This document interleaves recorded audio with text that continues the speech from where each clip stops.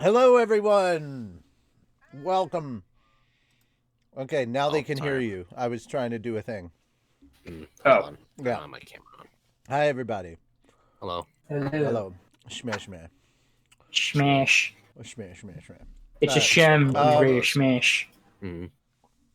Or rather, oh, that's right. Ladies and gentlemen of the congregation. There we Oh, go. we're going with Nip it. that already.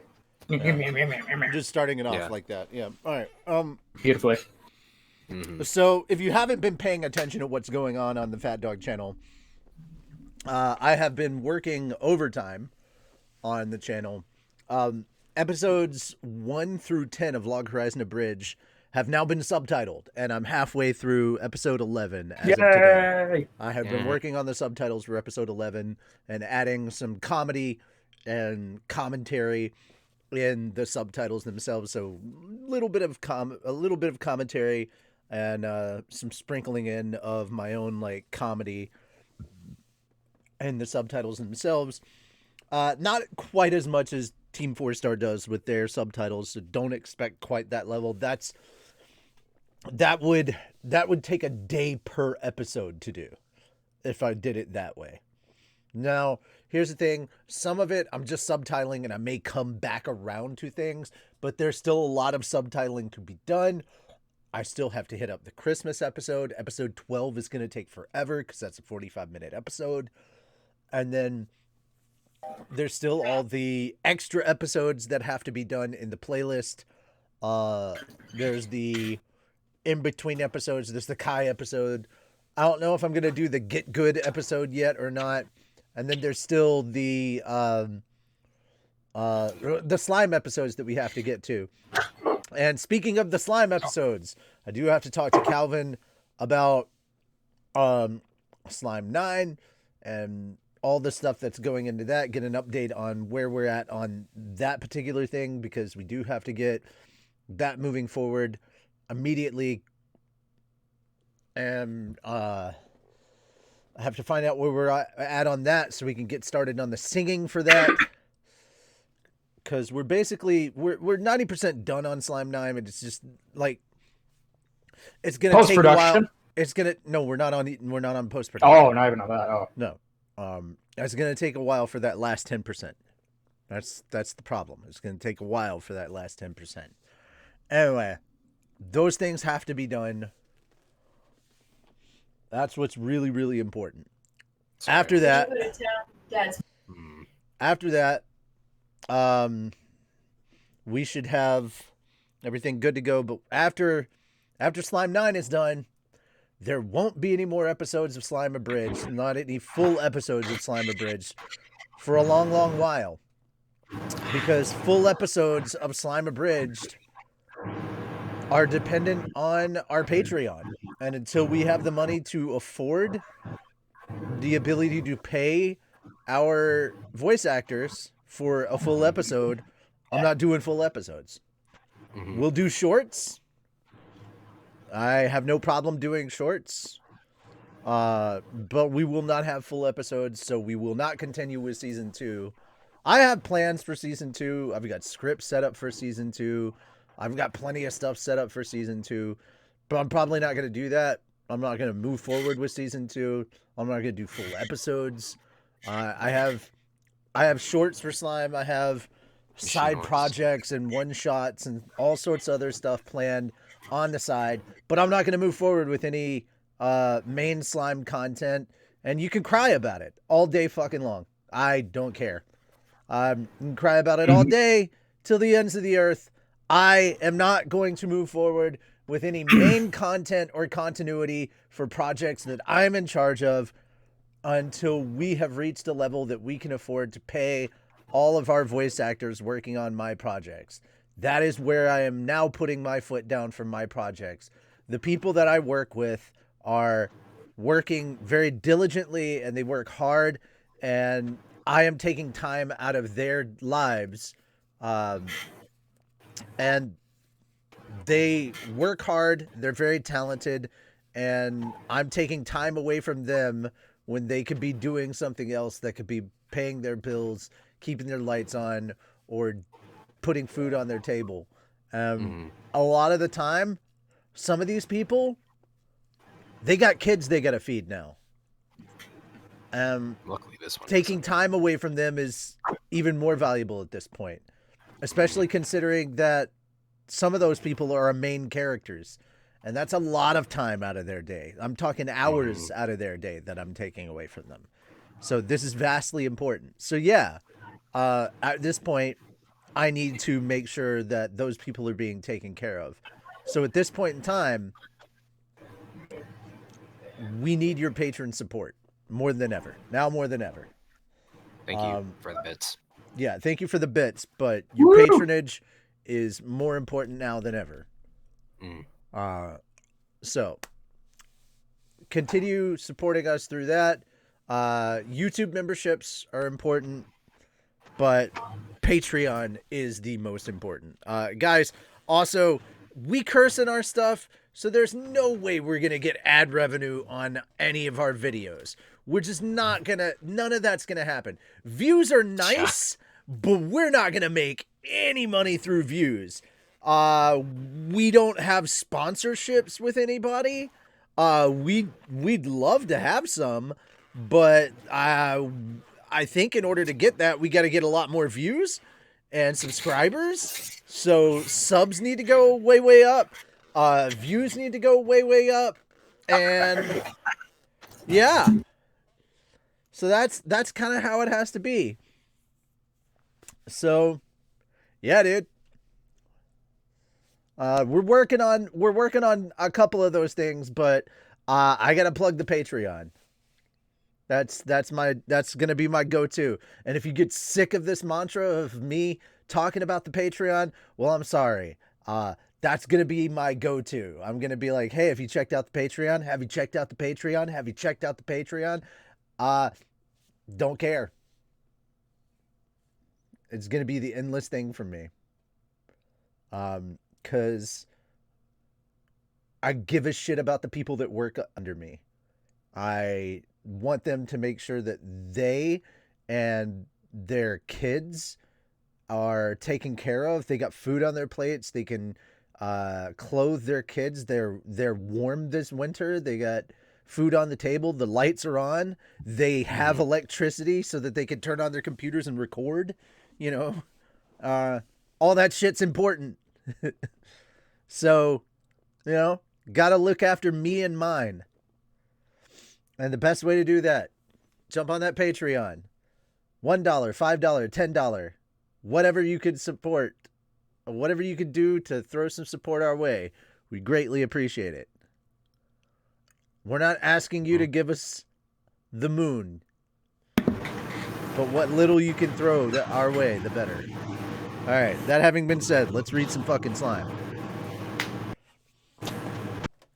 All right. All right. Sorry, I was checking in on some of the people. No, we're good. We're good. You're good. You're good. Last but not least, spread the word that we're here. Yes, please.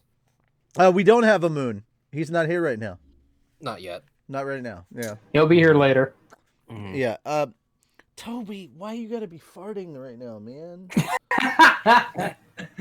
He's I'm upset. over here trying to be serious, and you go and you fart like right over by my. No, he agrees with you. He Yeah. agrees with you. You hear like tooting right over my, like his butt was like right here, so it's just as soon as he farts, it goes right to my nose. It's like, So just wow. yeah, it's just right to my nose, man. All right, Wait. so Direct let's hit. see, ladies and gentlemen of the congregation. I had to be really light because I have a charger in my hands. Oh, you're fine. You're fine. And I don't know how secure these earbuds are. They might go flying off. Please That's open your okay. holy books of Hebrewism to page 31 of your physical copy. Deacon Shem, what version of the candle should they open up to? Page 39, my lord. Okay. I don't know. We don't have Moon here to tell us what they should open up to Bookwalker. on Bookwalker. On Bookwalker, so, yeah. yeah. Yeah, I mean, I don't know. I feel like a lot of the apps are gonna have things where you can control F, and then whatever sentence we say, they can just put it in, and we'll find it. Right. We That can was follow along, certainly so. a worthwhile meeting, is what you're looking Mhm. for. Right. That was certainly a worthwhile meeting. Indeed. Indeed. Uh, So I just reached a sad moment in episode 11 Dad. Yeah. of LHA.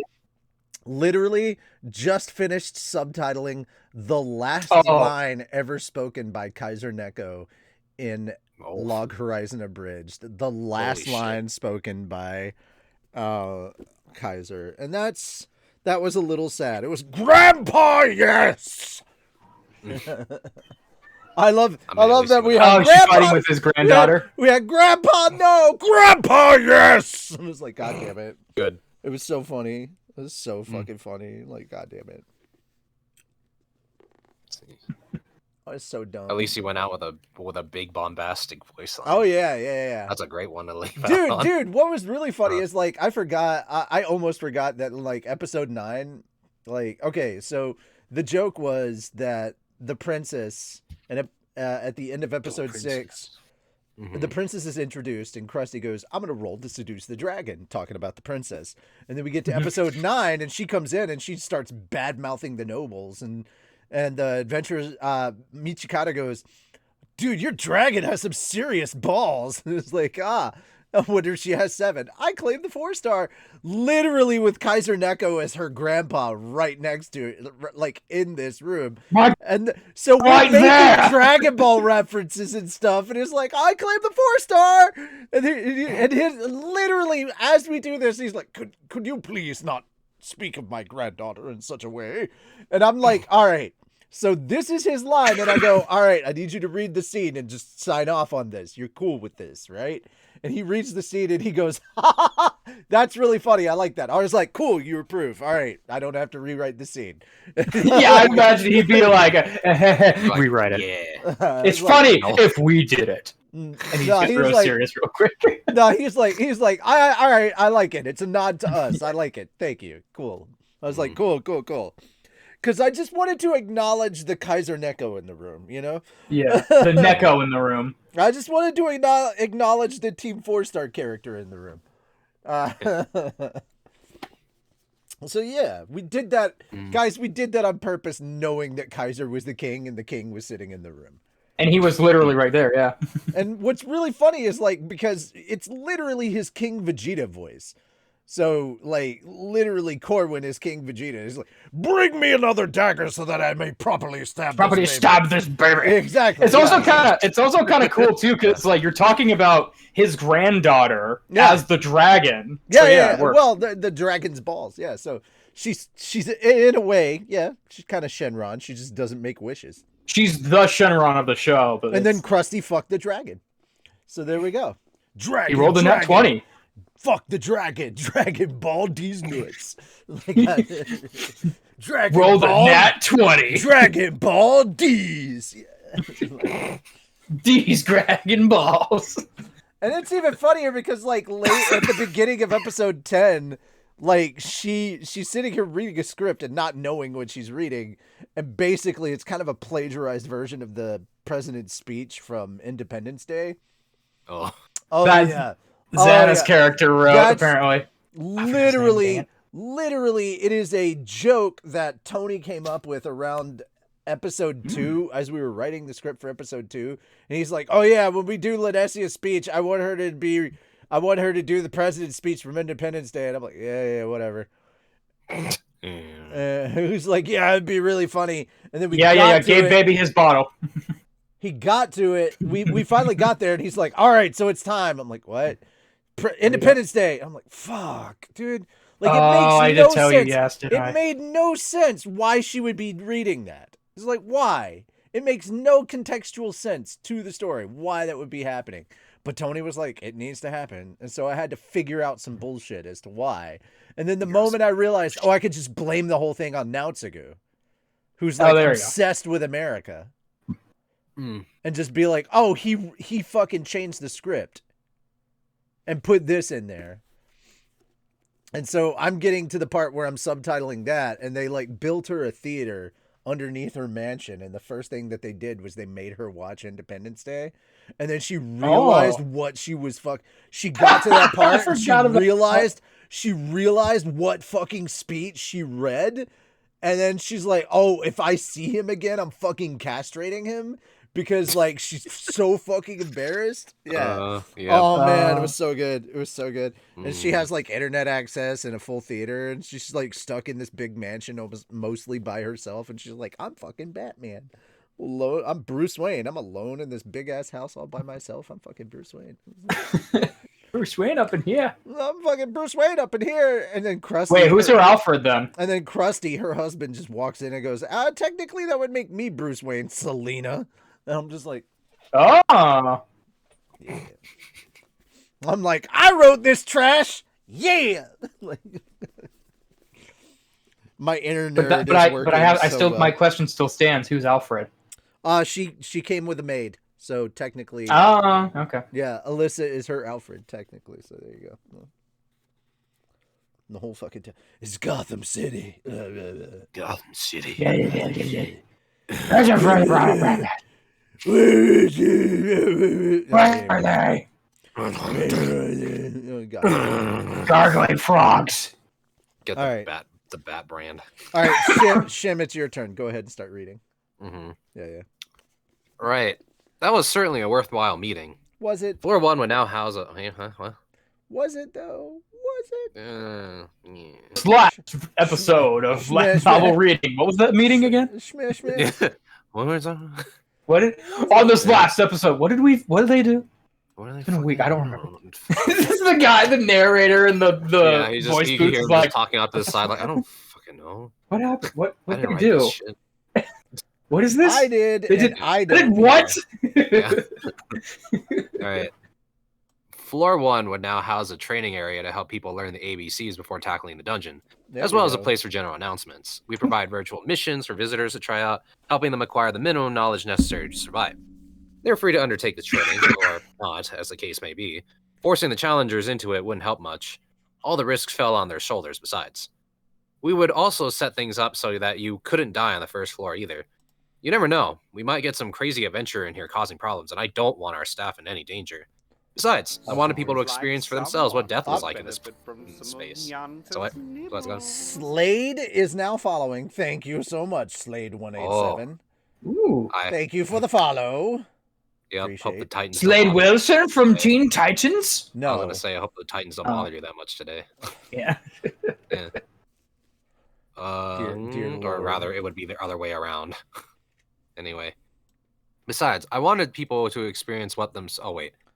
Yeah, besides, I wanted people to experience for themselves what death was like in this space. Let's go. See, look what you did. Look what you did. Sorry. We made it so you were instantly... The first thing I heard was the fucking organ. When there's trouble, you know who to call. Yeah, it's a good My show. Pudding! I mean... Wait, what? Yeah. All right. Where's Boo coming from? Get out of here, Boo. This ain't your show. Yeah. Barbarous. Where was I? We made it so... Burma! Good. We made Burma! Jesus. We made it so you were instantly revived on the spot, so maybe it'd be a fun place for kids as well. For the more advanced challengers, we'd also prepare a room for battle training against a few different types of monsters. We put bracelets on the monsters we captured for the purpose so they could be revived again and again. That way, people could learn how to fight and polish their battle skills. In addition, there was a large gymnasium-style area for the use of our nation's new soldiers. Maybe, on occasion, it'd be fun to capture a whole bunch of monsters and stage a large-scale group battle in here. Like realistic LARPing. That's awesome. Things would begin in earnest starting with floor 2, but from there until floor 4, we got rid of all the insta-death traps and downgraded the ranks of all the monsters wandering the halls from E to F. The rooms would have just one D-rank creature, and in the chests they guarded, we tossed in low potions and other useful labyrinth-conquering tools. Equipment and other high-market items would begin appearing on floor 5, so we worked on adjustments like these, recalibrating the dungeon's overall difficulty. That should help people advance a bit faster starting tomorrow. Video games hold closed beta sessions all the time, after all. maybe launching without a rehearsal wasn't such a great idea. I mean, we did do some testing, but our test party was 6 people from Shion's team Reborn, so the feedback we got wasn't particularly useful. They had no trouble storming all the way down to floor 40 before we had the Tempest Serpent serving as that level's boss wipe them out. Thanks to that, I had the mistaken notion that the Labyrinth's difficulty level was just right. The traps and minion level foes were no sweat to them as they breezed their way downward. Based on Team Reborn's progress, we figured everything was okay. With a little experience, folks will be hitting floor 50 soon, no doubt. We needed to select our testers a little more carefully. Shion personally trained the members of Team Reborn, and I guess they're far more talented than I thought. But we could tackle that later. It actually gave me a thought of how would Gota. How would he progress? How well would he go in the dungeon? Like, I'm assuming better than I am currently thinking, but Yeah, well, I mean, Goats also is probably a lot stronger than you think. Yeah, and plus that's what I'm it's thinking. like, you know, with the just knowledge looks that he knows that he unassuming. can't. Yeah, but you know, looks are deceiving, and plus it's like with the knowledge that he knows that he could die and not, you know, worry about it. He'd probably be a little bit more confident, you know. He doesn't like So- pain. Well, they all know that, though, I think. So you know, Yeah. Gopta's kind of a pussy. Yeah, that's true. And it probably might bring back bad memories of him getting fucking killed and then reborn and then killed and then reborn. So, anyway. Does that round out the issues? Anything else to bring up? I lobbed out the question, already happy enough with this discussion. Everyone had pitched in and I figured we were done for the day, but can I say something? Molly Ma asked. Oh, something else? Yes, more to do with Labyrinth administration, but yes, something about advertising or revenues. I had my concerns about that as well. It was only day 3, of course, so I wasn't expecting to rake it in yet. But Ramirez's eyes were practically shining at the mention of the topic. It's almost hilarious how money-obsessed of a fairy she is. Ha ha! We've only just started making back our investment, Molly Miles said with a laugh, as if defending himself against her. Then his expression grew more serious.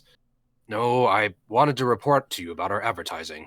In order to attract the nobility's attention, I've calculated the amount of the reward purse we should offer. What do you think about 100 gold coins? Oh? And that's going to be paid in... We'll use 1 stellar. gold coins. He's got to stroke the beard. 100 gold coins. God damn it. Yeah. I had to actually trim mine up a little bit, so I don't know if I could do it quite as well. No, not yet. I sadly can't get the goatee. I can never do the goatee because they don't connect. I don't get hair there, unfortunately. It's all smooth. Oh, you can't grow a goatee. How sad. No, I can't. No. Oh, I can't make it connect. yeah. What's really sad use is your I'm Sharpie. pasty as hell, but I can grow a Fu Manchu. Yeah. Just get some Sharpie. Just kind of... You're fine.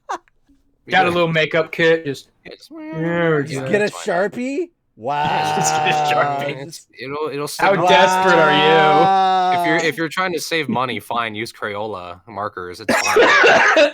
Just... I can't It'll be do fine. that. I can't do that. Nobody can tell from a distance. Yeah, no one can tell on the camera. Yeah, that's fine. Don't worry about it. Well, If I sit back there, maybe. Wow. yeah, maybe. Can you tell? Yeah. And that's going to be paid in... We'll use 1 stellar gold coin, of course. Glad to see Molly Miles reading my mind on that. I had learned from our mistake last time. I needed to get our hoard of stellars changed out. And 100 gold coins would be about, what, about $100,000? That's not too little, is it? Or, that's not too little, is it? It was a fortune to your average peasant, but it didn't seem like enough to motivate a noble who's probably swimming in money. Sure, adventurers can pick up magic crystals and rare items along the way, but 100 gold didn't seem quite enough for all the effort. But Molly Mall simply grinned at me. I understand your doubts, but I've spread the word about this reward would be given to whoever can make it past floor 50. We'll award it to the first party each month to achieve that feat. Manage it solo and you'll earn the entire purse. Work as a party and you'll divide it up amongst yourselves. And that's not the only reward. As he explained, he also had attached prize money to the boss monsters on every 10th floor. On floor 10, that would be a black spider, a B-ranked creature. The first 5 teams to defeat it would receive 3 gold coins. Floor 20 housed an evil centipede, rated B+, spewing paralyzing breath across a broad range. Pretty decently strong. The first 5 teams to beat him got 5 gold. Down on floor 30, we had an ogre lord, another B+, along with 5 of his henchmen. Unlike Benimaru and his kin, these were unintelligent creatures, violent and acting strictly on instinct. Their physical strength was astonishing, though, and they were capable of team warfare to some extent, so tackling them with a fully equipped party was a must. Beating them earned you 10 gold, and again, we'd award it to the first 5 winning parties. After that, things began to get serious. Floor 40, as planned, housed an A- Tempest Serpent, boasting extraordinarily powerful poisonous breath that could instantly annihilate an unsuspecting party. Even an A-ranked adventurer on Gaze level would have serious trouble defeating it solo. Good. I was waiting. Gay? Taking the serpent down was worth 20 gold coins, awarded to the first 3 parties who managed it, but I doubted we'd be giving out that prize too often. Meanwhile, on floor 50, I was planning to have Bovix and Equix take turns serving as floor guardian. They had evolved into Magicborn and ranked above A, so only a small handful of fighters stood a chance. Make it past that door, and you earned yourself the big 100 gold, or you earned the big 100 gold prize. A big step up, but merited given the difficulty spike. Alright, that's actually a pretty well thought out plan. It ought to make for some good advertising, too. Do you think it'll help encourage the nobles to compete with one another? Precisely, my lord. Announcing the prize winners each month will encourage competition, and challengers can only win the prize once. Competition, yes. Competition. Propaganda and competition combined into one word. Traumatition. It'll give you trauma from the competition. Traumatition. Traumatition. Yes. Also, did you say 420 earlier when you said floor 20? That's why I heard. Yes. I heard. Probably. 420. Precisely. 420! Yes. Never gonna believe what time it is, man. Anyway. You know what floor we're on? Floor 20, man! Time to blaze it! And by that I mean actually burn the whole room. Good. It's all bug type Pokemon. Just burn the forest. Floor 20. Yep.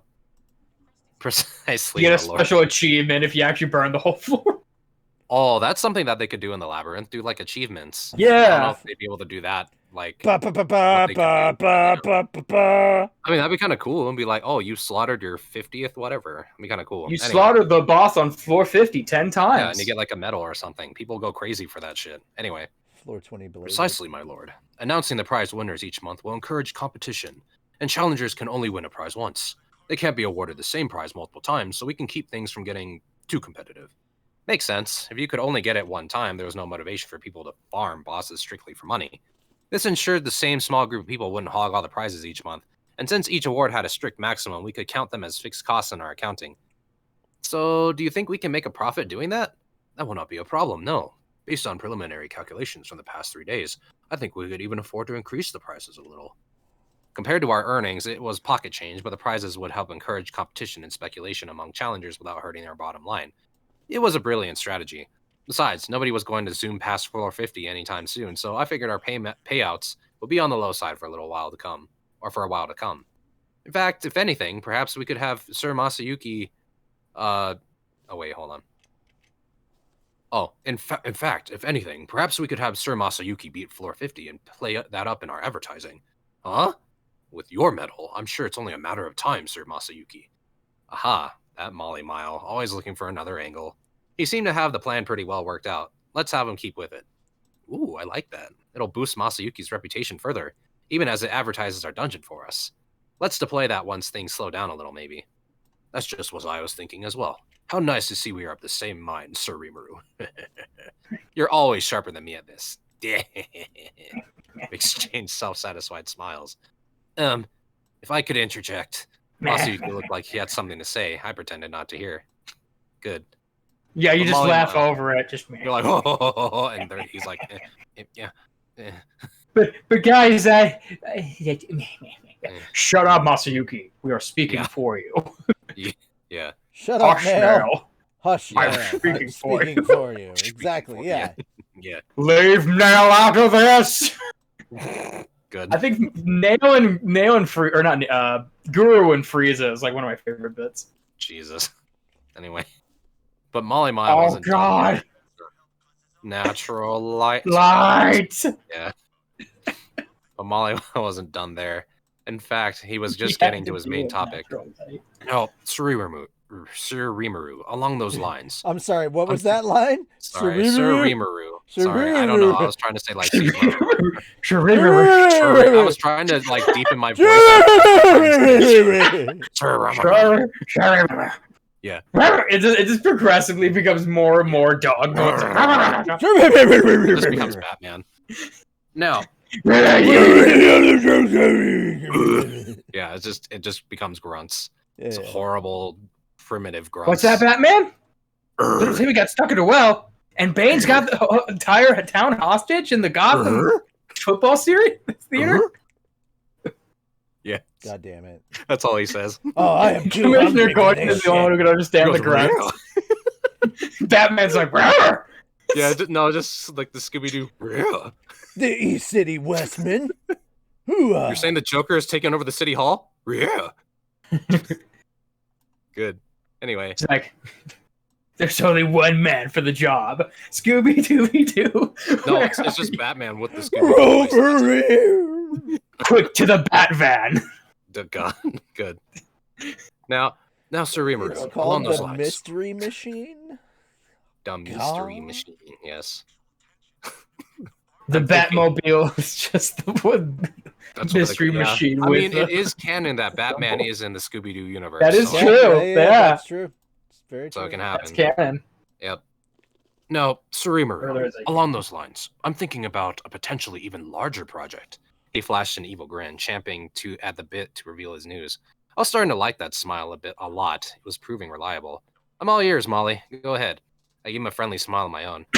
As I see matters, if we really want to impress the nobility in the local area, I think we should announce that anyone who survives the bottommost floor will earn 100 stellar gold coins. Huh? Or, Oh. What? How much is that in yen? Maybe about 1 billion, and with the cost of living as low as it is here, it might be worth even more. Pretty bold, huh, Molly? Such a generous reward should motivate any reluctant challengers to spring into action. They're all bound to hire adventurers to conquer the labyrinth. And that means even more money would be changing hands. The more people gather someplace, the more prosperous it gets.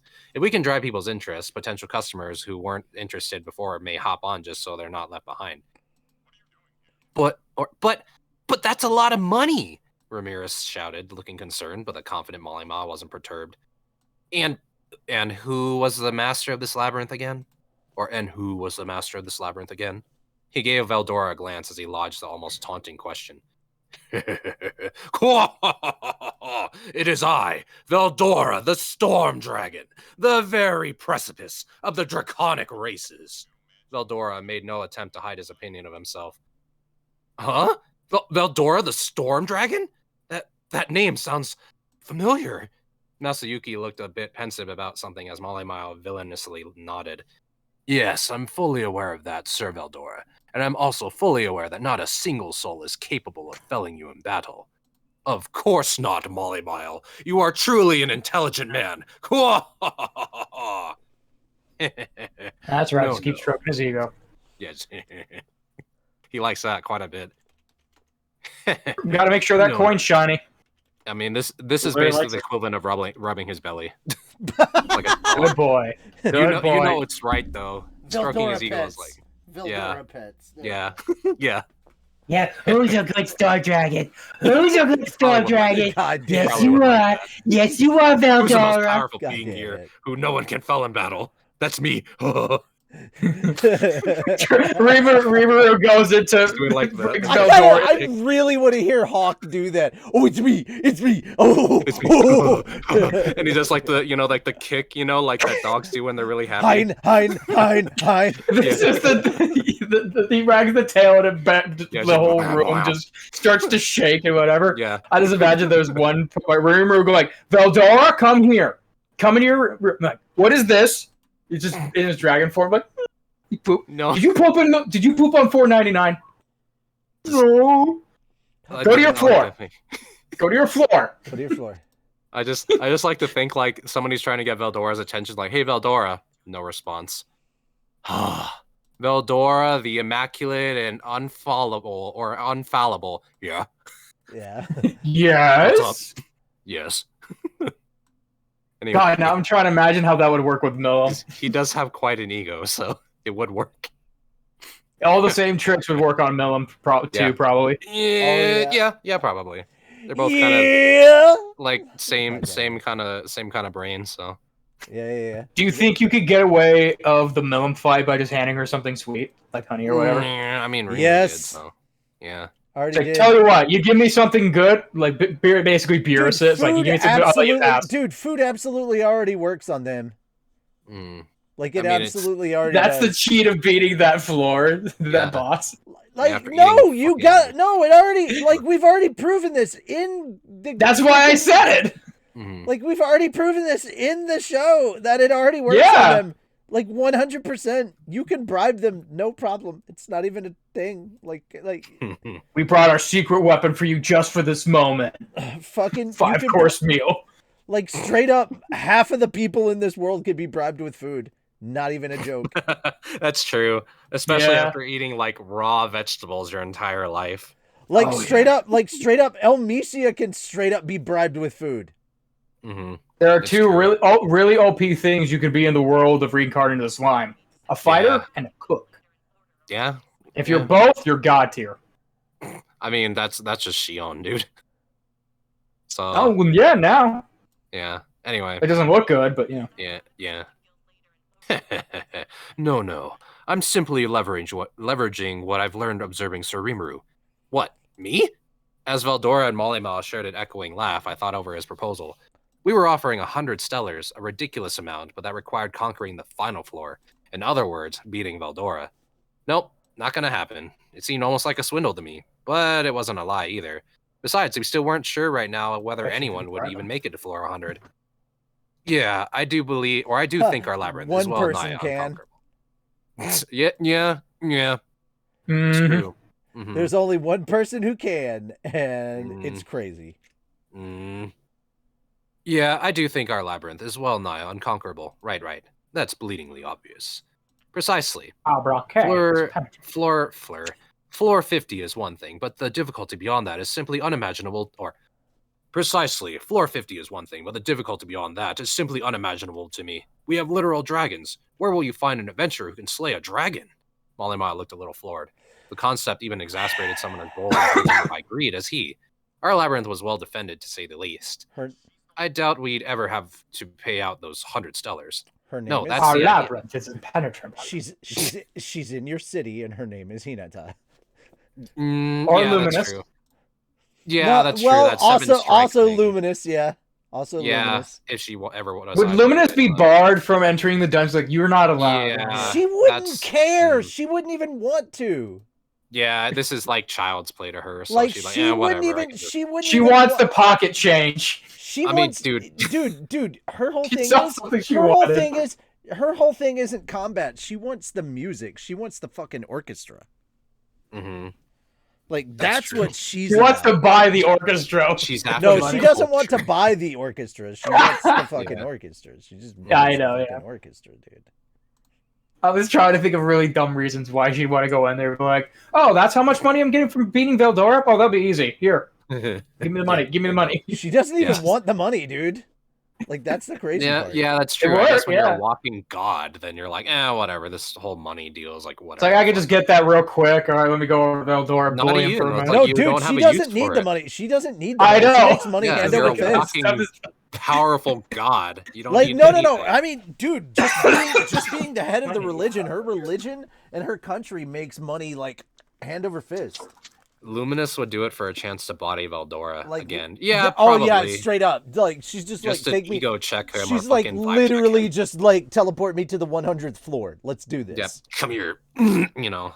It's like you know who I am. You know we don't have to go through all of this. Yep. Let's just save everyone the trouble. Just take me to Veldora. Like literally, or better yet, she'd be like, take me to the 95th floor. Turn on the little television thing. And then send Hinata to floor 100. I want to watch this. Oh, that would be even better. Rimuru, you fool, bring me some popcorn. Rimuru, you fool. Yeah, like would she even know what popcorn is? Yeah. Luminate, huh? Yeah, come on, man. Yeah, probably. I don't know. Bruh, she would be like, bring me. All right, fine. Assuming she doesn't know what popcorn is, she would just be like, bring me snacks. There you go. That's actually a good question. Do they have corn in this universe? That's never They been do. established. I'd imagine they do. It's just I don't think they've made it into popcorn yet. They never said anything about popcorn. I guess so. We don't know if that's a thing for sure, and also we don't know. It could what be, but here's the thing. Yeah. Maybe they have it in Tempest. You don't know. Yeah. That's true. Did they have movie theaters yet? I mean, it is like festival food, so. I mean, popcorn is a type of sense. festival food, so. Yeah, okay. Corn and like corn on the cob, where they kind of put the stuff on it. Anyway. Corn dogs, yeah. Well, that's not a corn though. Oh yeah, no, no, never mind. It's not a corn. Never mind that one. I forgot. Those cattails you find on the side of the ponds aren't corn dogs, okay? That's not how they naturally grow out in the wild, okay? They have pigs. No, don't eat those. Pig in a They're blanket. not forbidden corn dogs. Don't eat those. You're not gonna have a good time. Corn dog. You're not gonna have a good time. You're like, the forbidden corn dog. I don't know what they have in the festival anymore. I don't remember. It's so long ago. I missed Volume 9. Oh God. I read the good half of that. Dude, he's like, it's been so long ago. I was like, when were you in Japan? Like, yeah, that's true. I've never. That is true. That's fair. That's Anyway. The dragon. The dragon, yeah. The dragon. Yeah. She was the goblin, and I tore that ass up. Jesus Christ. Goblin D's not. Never mind. Sorry. Yeah. I doubt we'd ever have to pay out those 100 stellars. No, that's the whole idea. This is just bait for the nobility, so I humbly believe we can be a bit lavish with the figures we throw around. I understand the paladins will be trying their luck, but I do look forward to seeing the results. He left it unsaid, but I'm sure he didn't think they could reach the bottom. I agreed with him. The money figure shocked me at first, but thinking about it with a cool head, we didn't have to worry about anyone actually claiming it. Molly, let's go with it. Make it happen. Very well, my lord. And try to get as many people coming here and take the challenge as you can. Let's toot it up as much as possible then. We could call it the Demon Lord's Challenge. That actually work as advertising, or would that work as advertising? Actually, wait a second. If I was going to keep calling myself Demon Lord, there was a good chance that reckless, suicidal people would keep on trying to fight me. It was a pain to deal with each and every one of them, so why don't I let them take a crack at me if they conquer floor 100 or something? Yeah, let's go with that. In fact, tell everyone if they beat the challenge, I'll give them an opportunity to fight me. That applies to you too, Masayuki, so if people tell you to take me on, try to change the subject or something, okay? Question. All right. What's up? At this point of the story, Rimuru was not stronger than Veldora, right? No. No. Okay. I don't think so. So we better hope no one beats Veldora. I know it's like crazy that sounds, but I mean, but they don't know that though. that is true. Yeah. So, All right, but honestly, I'll wait. All right, but because honestly, I have no intention of fighting you at all. Thanks. Oh, I know. Well, Molly, you have my official permission. Have at it. At once, my lord. I'll just excuse myself then. Molly Mile was so dedicated to his work. Once the conversation died down, he stood up, offered each of us a quick bow, and left the room. We could have ended the meeting there as we all watched him go, but Masayuki looked concerned about something. Curious, I decided to inquire. What's up? Something on your mind? Well, about fighting. I guess people think I'm taking a wait-and-see approach, but I really am gonna have to do that fight sometime soon, aren't I? Fight? Ah, the promise he made during the tournament. You mean against Bovix? Yeah, after what I said in front of that huge crowd, I can't really escape it. But if I fight him, I'm absolutely gonna lose. I'm sure he would. Masayuki's unique skill was about as unique as they came, but it wouldn't be much help in actual combat. Although maybe it would be, come to think of it. It let him win without fighting after all. But we would need to consider that Bolvix battle. The crowd truly believed Masayuki could win, and so did Molly Mal for that matter. Masayuki wasn't shy about playing himself up in the arena either. It was too late to say never mind. Maybe you could train with our kids while Hinata is here? That sort of thing would kill me. All I want is to live in peace, He smiled briskly as he stated that rather sad fact. I thought at one point that he needed someone to teach him a lesson, but as a kid who came from Japan at the most peaceful point in its history, of course he wasn't going to be this belligerent wild man. I'm not unlike him if you think about it. Well, I can't have you lose either way, so let me think about that a little. Will you? Or will you? Thanks, Rimuru. Sure, just give me a hand when I need it, okay? Of course.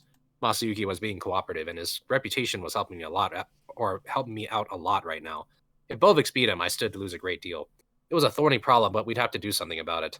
I could try to reason with Bovix, but that didn't seem fair to me. I'll work on it. We chatted for a little while longer before I wrapped up this emergency meeting. The adjustments to the labyrinth were completed before the end of the day. Nice. So, yeah. Hold on. Woo! So we excitedly continued our watch over the dungeon. Personally, thanks to the things Masayuki pointed out, I felt like the labyrinth had gotten a lot easier. But considering Molly Ma's warnings, I didn't think it had gotten too easy or anything. How would people react? First off, of course, there were always idiots who didn't bother listening to the instructions, and they just breezed right along, ignoring the missions completely. They didn't get far into the ensuing floors, of course, but they just kept on trying nonetheless. What drove them to do that? Their employers? Their pride? No, the answer was nothing so noble. They had a more calculating reason than that. When we debuted the labyrinth, the rare level sword that Basan's... They were fucking dumb. Yep, that's pretty much idiots. That's the whole thing. You idiots. There is a fine line between bravery and Stupidity. Yeah. When we debuted the labyrinth, the rare level sword that Basan's party grabbed from a treasure chest was apparently a truly excellent piece in their mind. I have to say it like that. I guess they saw it as in a much... Basan. Yes. Basan. Flex too. I guess they saw it in a much different way than me. Rare in this world referred to superior magisteel gear that had evolved into exhibit unique capabilities. The magisteel our nation produced was made by taking the magic ore from our high orcs in the mountains and exposing Beldora's magicals to it. Simply storing it inside the labyrinth made the process happen by itself. This gave us an easy supply of high-quality steel, and we could liberally use it in our own weapons and armor. Unlike the gear circulating around the Western nations, we could craft items made out of nothing but pure magisteel. The difference came down to the materials themselves, so even the swords distributed to our regular forces could be classified as special in make. Several times better than the equipment most labyrinth challengers ran around in.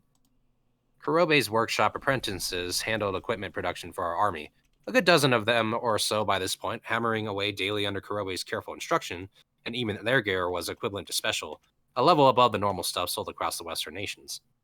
Now, their goods were being placed into our treasure chest. The production failures were disposed of, and things deemed worthy of actual use were brought into the labyrinth. We had a wide range of quality in this gear, and some of it was really excellent, or some of it really was excellent. Basan had gotten his hands on something that only barely qualified as rare. You usually had 100 to 1 chance at one of those, but as odds went, maybe it was an enticing offer for a lot of people. By the way, even items from Kurobe's workshop dismissed as failures could be appraised at the rare level. They may look like quality pieces on the surface, but if Kurobe called it a failure, it was a failure. There's a clear difference. There's a clear difference, he told me. So I looked into this a bit more, and it led to a discovery. Even with gear in the same class, they can be individual differences in capabilities, something Kurobe had picked up on and used to craft his definitions of success and failure. I decided to compare two rare-level swords, one from Kurobe and one from an apprentice. The difference was obvious, something I noticed only because my analyze and assess skill had improved. If Kurobe hadn't pointed it out, I'm not sure I would have picked up on it. Different how? Or different how? Let me give an example. Let's say I made a copy of one of Kurobe's works, also high. The results, of course, would be in the same class, but like I said before, I can't completely copy all its capabilities. They may look the same, but what I produce is still an inferior copy. That's the difference. Maybe this happens because I don't have the blacksmithing skills of Kurobe, but what I can say here is that even weapons come in different levels. Maybe a weapon seller would never notice, to say nothing of an amateur, but I feel like I can tell the difference between these levels now. To someone who stakes their life on these weapons, differences in capability are important. In this world, you never knew when monsters might attack you. High-quality weapons and armor were a kind of lifeline. Kurobe's presentation during the Founders Festival must have generated a lot of buzz, enough to create a deluge of requests for the goods we exhibited. We were still considering how to handle that, but the plan was to make a decision after investigating the market more. The rare equipment dropped by the boss on floor 10 was the best that Kurobe's apprentices could produce right now. They were inferior to Kurobe's own work, but still on the upper end of what's generally available worldwide. Adventurers naturally want quality, of course, and I could see why Basan was so delighted. Even normal weapons, after all, could fetch over 10 times the usual price if they were good quality. Once you got into that special realm, that was more like 50 times. Rare? Obtaining one was a matter of luck more than anything. There weren't many around to find, and realistically speaking, money can't buy them. So it made sense that people were clamoring to enter the labyrinth, and Basan and his gang were even advertising for me at the taverns. Look at this, all of you. A sword just as wonderfully powerful as I am. And so on. The fact that the floor 10 boss dropped rare gear spread like wildfire amongst the challengers, then the merchants, and then around the free guilds of every nation. In an instant, people hoping to strike it rich were beating a path to our labyrinth, and that's what led to where we are now. I do have to thank Basalin's band for all the free advertising, but you can't just run in and grab rare equipment like it's a trip to the convenience store. Thus, the people who refused to take our guidance began to lag behind those who completed our missions before tackling the labyrinth. If you had a little intelligence, you know it pays to listen to our instructions after all. And as more people seriously took up the missions, training on the first floor began in earnest. Now we had challengers taking what they had learned and fully preparing with it, helping our own budget with the equipment they purchased near the front desk. Then, a few days after we rebalanced the dungeon, we began to see parties reach the 5th floor. Floor 2 was vast but simple, and the traps up to floor 4 were more like jump scares than anything really malicious. So long as you kept an accurate map, making it to floor 5 was actually pretty easy. This seemed acceptable to me. Floor 5 downward was more of a test of ability. Traps got more hazardous, and monsters ranked D and above made their debut. But the treasure chest also held more valuable items. I wanted our customers to really pound those floors, doing their best to conquer them. But, alas, it really was a challenge for most. To put it simply, fatigue began to be an issue. Keeping a constant watch for monsters is an easy way to mentally exhaust yourself, I suppose. Many people retreated back to the last stairway to take advantage of our rest space. The inn on floor 95 was doing fabulous business, so that much worked out as planned. Around when our challengers began to strike a presence between 5 and 8, we started to see adventurers arrive from the world's free guilds following the rumors. Some of them were seasoned adventurers bearing contracts from noble sponsors, and before long, the whole town was getting busier. With this second wave livening up the old guard, the race to conquer the floors grew up the old guard. The race to conquer the floors grew frenetic, and with these serious contenders, we also began to see people try to cheat their way to glory. Should I stop here? Yeah, probably. Okay, it is Ito.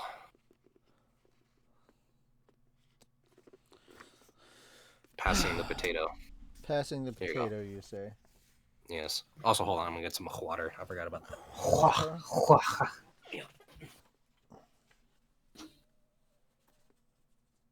He's on the edge of glory. God damn it. I'm not sorry.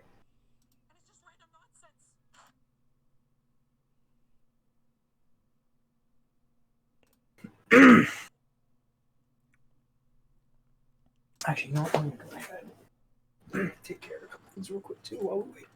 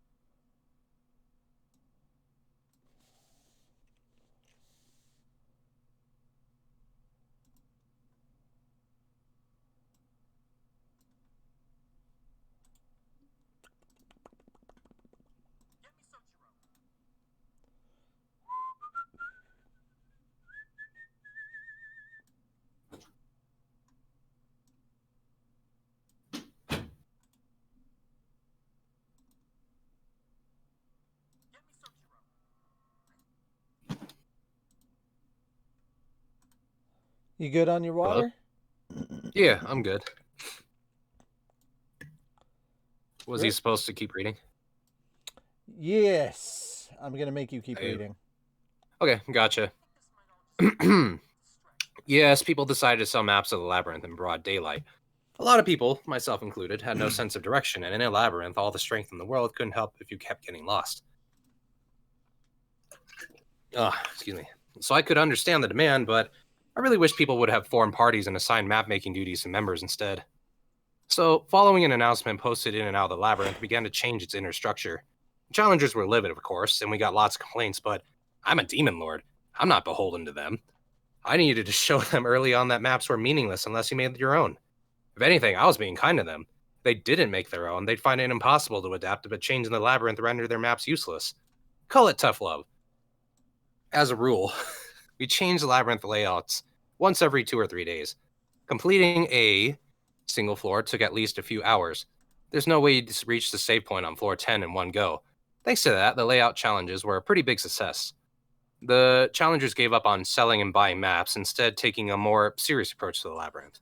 It seemed like some people plunged in right after a layout change to whip up a map to sell anyway, but I decided to let that slide. We were pretty happy about the anti-cheating measures, but we sure couldn't let our guard down. The free guild adventurers may have gotten a late start at the labyrinth, but some of them wielded automap, the elemental magic spell that gave them a skillful advantage in exploration. Free guild members really were in a class of their own. They were used to fighting monsters, so they were battle-honed and ready for combat. They also knew how to divide tasks among their party members, which I appreciated. Basan's party was all about fighting, but now we saw, we have to, was all about fighting, but now we saw groups with each member picked to carry out a particular role. Fighters to handle the monsters, explorers to handle the traps and mazes, and gatherers with a wealth of knowledge to tap. Balance was the watchword with these parties. And it really struck me how adaptable they all were. So the adventurers quickly completed the training missions and dived into the dungeon.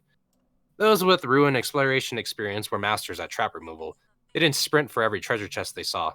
Compared to the bodyguards and mercenaries we saw first, they were quite careful, demonstrating an even more professional performance than I imagined. Seeing them execute such a clear understanding of the rules, I started to think we shouldn't have reined in the dungeon after all. So just a few days after the second wave arrived, someone managed to beat floor 10. Now the challengers are really on a roll, learning from their predecessors' mistakes, painstakingly devising countermeasures, and starting to make real constant headway. And once someone figured out how to handle this trick or that monster, word spread fast about it. People started to imitate the winning formula. I bet people were selling their advice too. No stopping them, I suppose. If maps were a non-starter, I suppose information comes next. I really had to hand it to them, and really, the more enthusiastic everyone was, the better.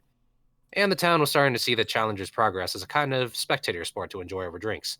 The shops, the inns, the taverns, rumors spread everywhere, packed with tales that delighted and thrilled.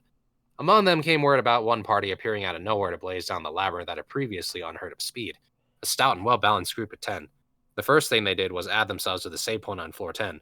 One of them joined a party who had already made it that far down. He then put his info in the save point, used a return whistle to go back to the entrance, and then headed down with his own party. Oh, that's smart.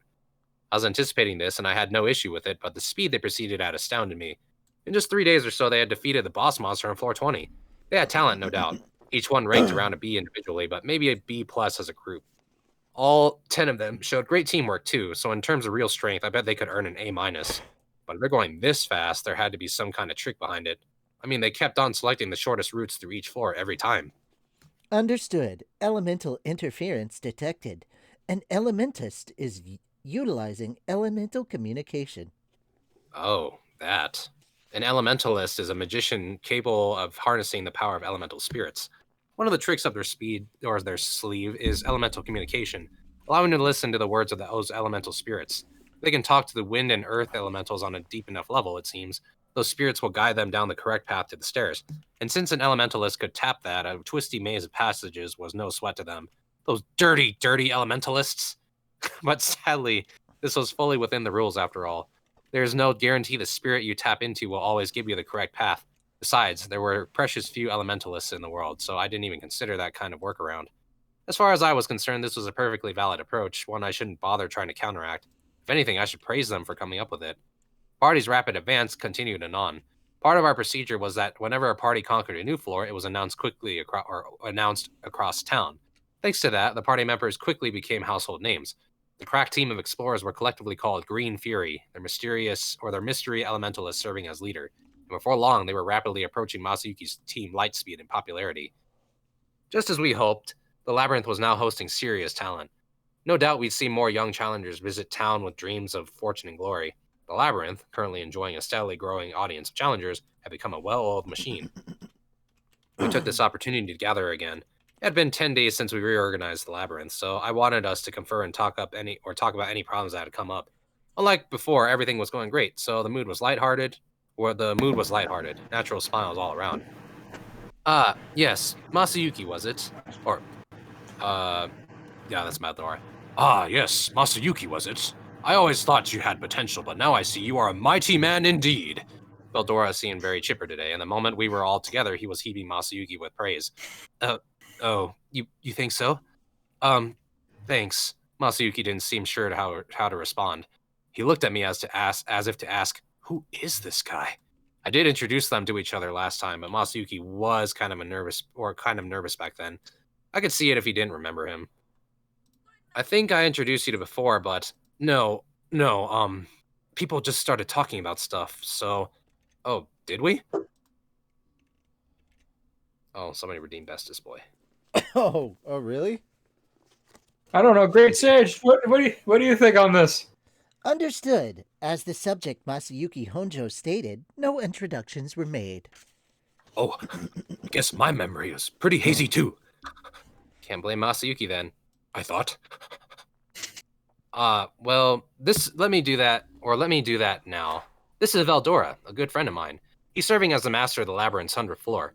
Indeed, 'tis I, Veldora, and I gladly accept you as one of us, Masayuki. Welcome to Veldora. Masayuki was part of the club already. He flashed him a friendly smile, and then Masayuki's face visibly whitened. By Veldora, do you mean the catastrophe that killed the entire army of Farmus? It's okay, Masayuki. Just give him belly rubs. Just stroke his ego. Just so you know, he didn't do that. Oh, yeah, that's true. He didn't do that. I forgot about that. Yeah, Rimuru did that.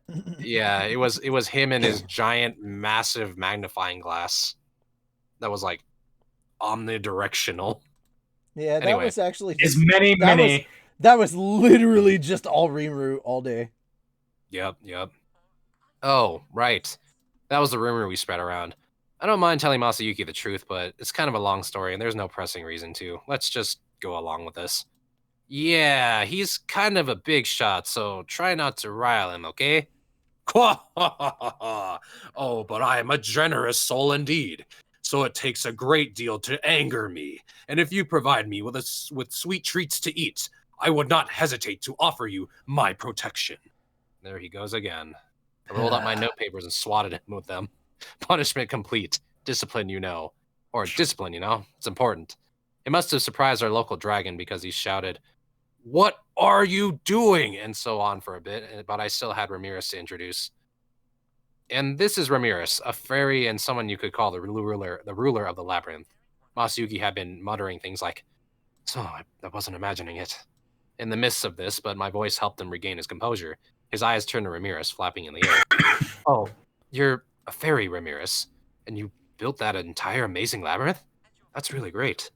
The compliments were more than enough to get Ramirez going as well. "Whoa, hey, I like you. In fact, I'll gladly name you my underling. And Rimuru, did you hear that? He said that I'm really great." She was kicking the air in my direction, visibly excited as she bragged. God, lay off. If I played along, she'd only get worse. Ignoring the drop kick she applied to me, I tried to move things forward. Yeah, congrats, I replied. If Masayuki wants to be your underling. Underling? Yeah. Wow. Yeah, how underling. Asian of you. Have a rice day. Master Yuki must be underling. My bad. Have at it, I guess. You had enough rice today? I had 2 rice. Two rice. Too much rice. 2 rice. 2 rice. Is there such a thing? Mm. Give me 2 rice. Serving, yeah, yes. And a side of wontons. You're far too rice today, man. You're way out of line. Way out of ramen. Sometimes you're far too rice to us. Yeah, way out of Ryan.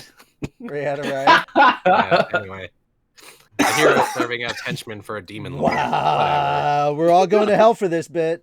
Yeah, I know. And you're all coming with us for listening. Yep. But sorry about that. No amount of bits that you donate can get you out of there. Sorry. Anyway. But you could try. You can always try. Yeah, you can always try.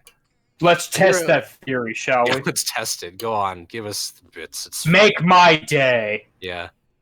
Donate to me specifically. Make my sandwich. Yes. My sandwich. That wouldn't make my day. Yeah. A hero serving as a henchman for a demon lord. Whatever. But this must be hopelessly confusing Masayuki, right? Who is Ramirez exactly? She may not look it, I said, matching Masayuki's quiet whisper. Oh, but she's a demon lord, just like me. What? He exclaimed, frozen as the beaming Ramirez approached him. Our voices were hushed, but that's not enough for her sharp ears, I guess. Hey, it's me. Or that's me, Ramirez of the Octagram. Good to become officially acquainted, Masayuki. Huh? Ramirez, you're a demon lord? And Veldora's a dragon? Wow. Really? Masayuki. The thought of dealing with the demon lord and storm dragon all this time dazed him. I guess I should have explained things fully before making the introduction, but that's on me. But Masayuki had to take some of the blame here. He's the one who acted all cool and collected at our last meeting. That's why I assumed he knew them already. It was his nerves of steel that allowed him to keep his composure. I didn't realize he was clueless this whole time. There's him being all good. It's a good face. They say ignorance is a sin, but sometimes it's your greatest asset. Masayuki had been accepted by a storm dragon and demon lord, and he never even realized it. Once again, I couldn't help but marvel at his luck. It was Molimao who finally threw Masayuki a life preserver. Lady Ramirez, please, none of that. Why, Sir Masayuki would hardly even know how to respond, would he? Since he was such a fan of Masayuki, I suppose Molimao assumed that conversation was a joke. Ramirez making unreasonable demands, and the kind hero unsure how to react. I figured Masayuki's response would have disillusioned him, but I guess that's the hero's skill at work. Or maybe not. Somehow, it seemed like Molimao really believed in Masayuki from the heart. Seeing it, or maybe even feeling it, Masayuki smiled. This is Molimao, my trusted advisor and the head of Tempest Financial Department. Kind of our Minister of Finance, I suppose. A pleasure to meet you again, Sir Masayuki. That's kind of you, Molimao. Oh no, I'm just an upstart from the underground. Well, as you said, I'm afraid I can't join you right now, Ramirez. I'm already promised Rimuru, that I'd give in my support. Masayuki bowed lightly at Ramirez. I'll bet, Molimao said. Sir Rimuru does have a way of taking advantage of people. What had I ever done? And Ramirez was ready to join him. Well, if that's how it is, so be it. You're so cunning, you know that, Rimuru. Hey, I nonchalantly replied. First come, first served. Then Veldora started bragging for some reason. Ha ha ha ha ha! You won't find many people as dependable as Rimuru. Ramirez, I think you'll have to give up on ever getting ahead of him. But let's hear from Masayuki now. We need to proceed. I had my qualms about what everyone here thought about me, but yes. We were still making introductions. It seemed kind of moot, though. Everyone already knew his name. All right, Masayuki, you go ahead. Okay, he said with a bow. I think some of you are aware by now, but my name is Masayuki. I come from the same world as Rimuru, and now we're working together. People call me a hero, but please don't let that cloud your judgment.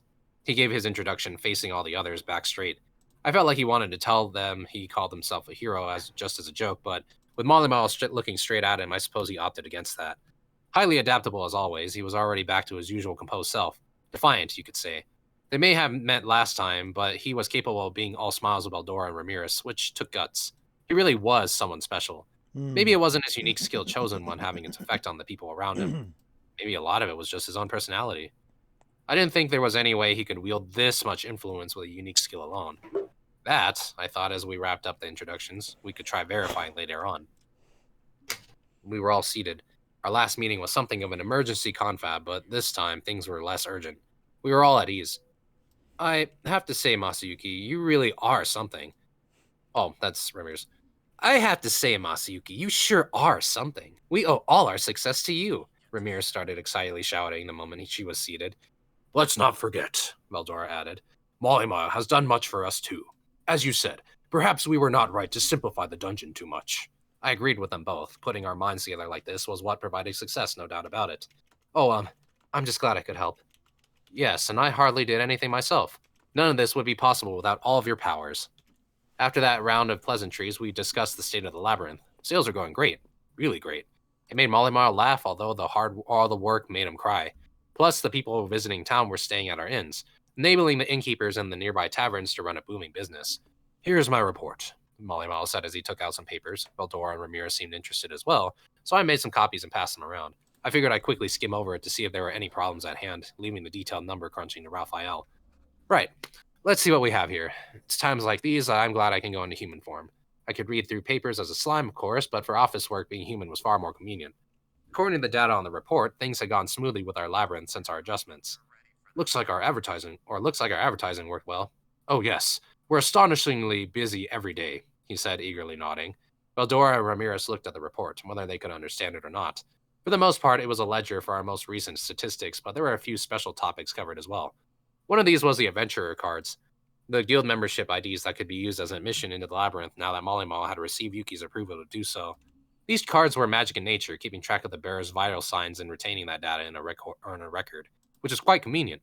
They allowed for a seamless labyrinth entry, just like how you'd use it at your free guild post, so it was easy for adventurers to get to grips with. Hardly any bodyguards or mercenaries weren't guild members either, so the implementation went pretty smoothly. For the moment, the labyrinth's admission fee was 3 silver coins ago. The cards were manufactured by the Free Guild, saving us from production hassles. Our own nation provided basic cards as well, at the cost of 10 silver. And while most challengers were guild members, we occasionally sold these cards to people too.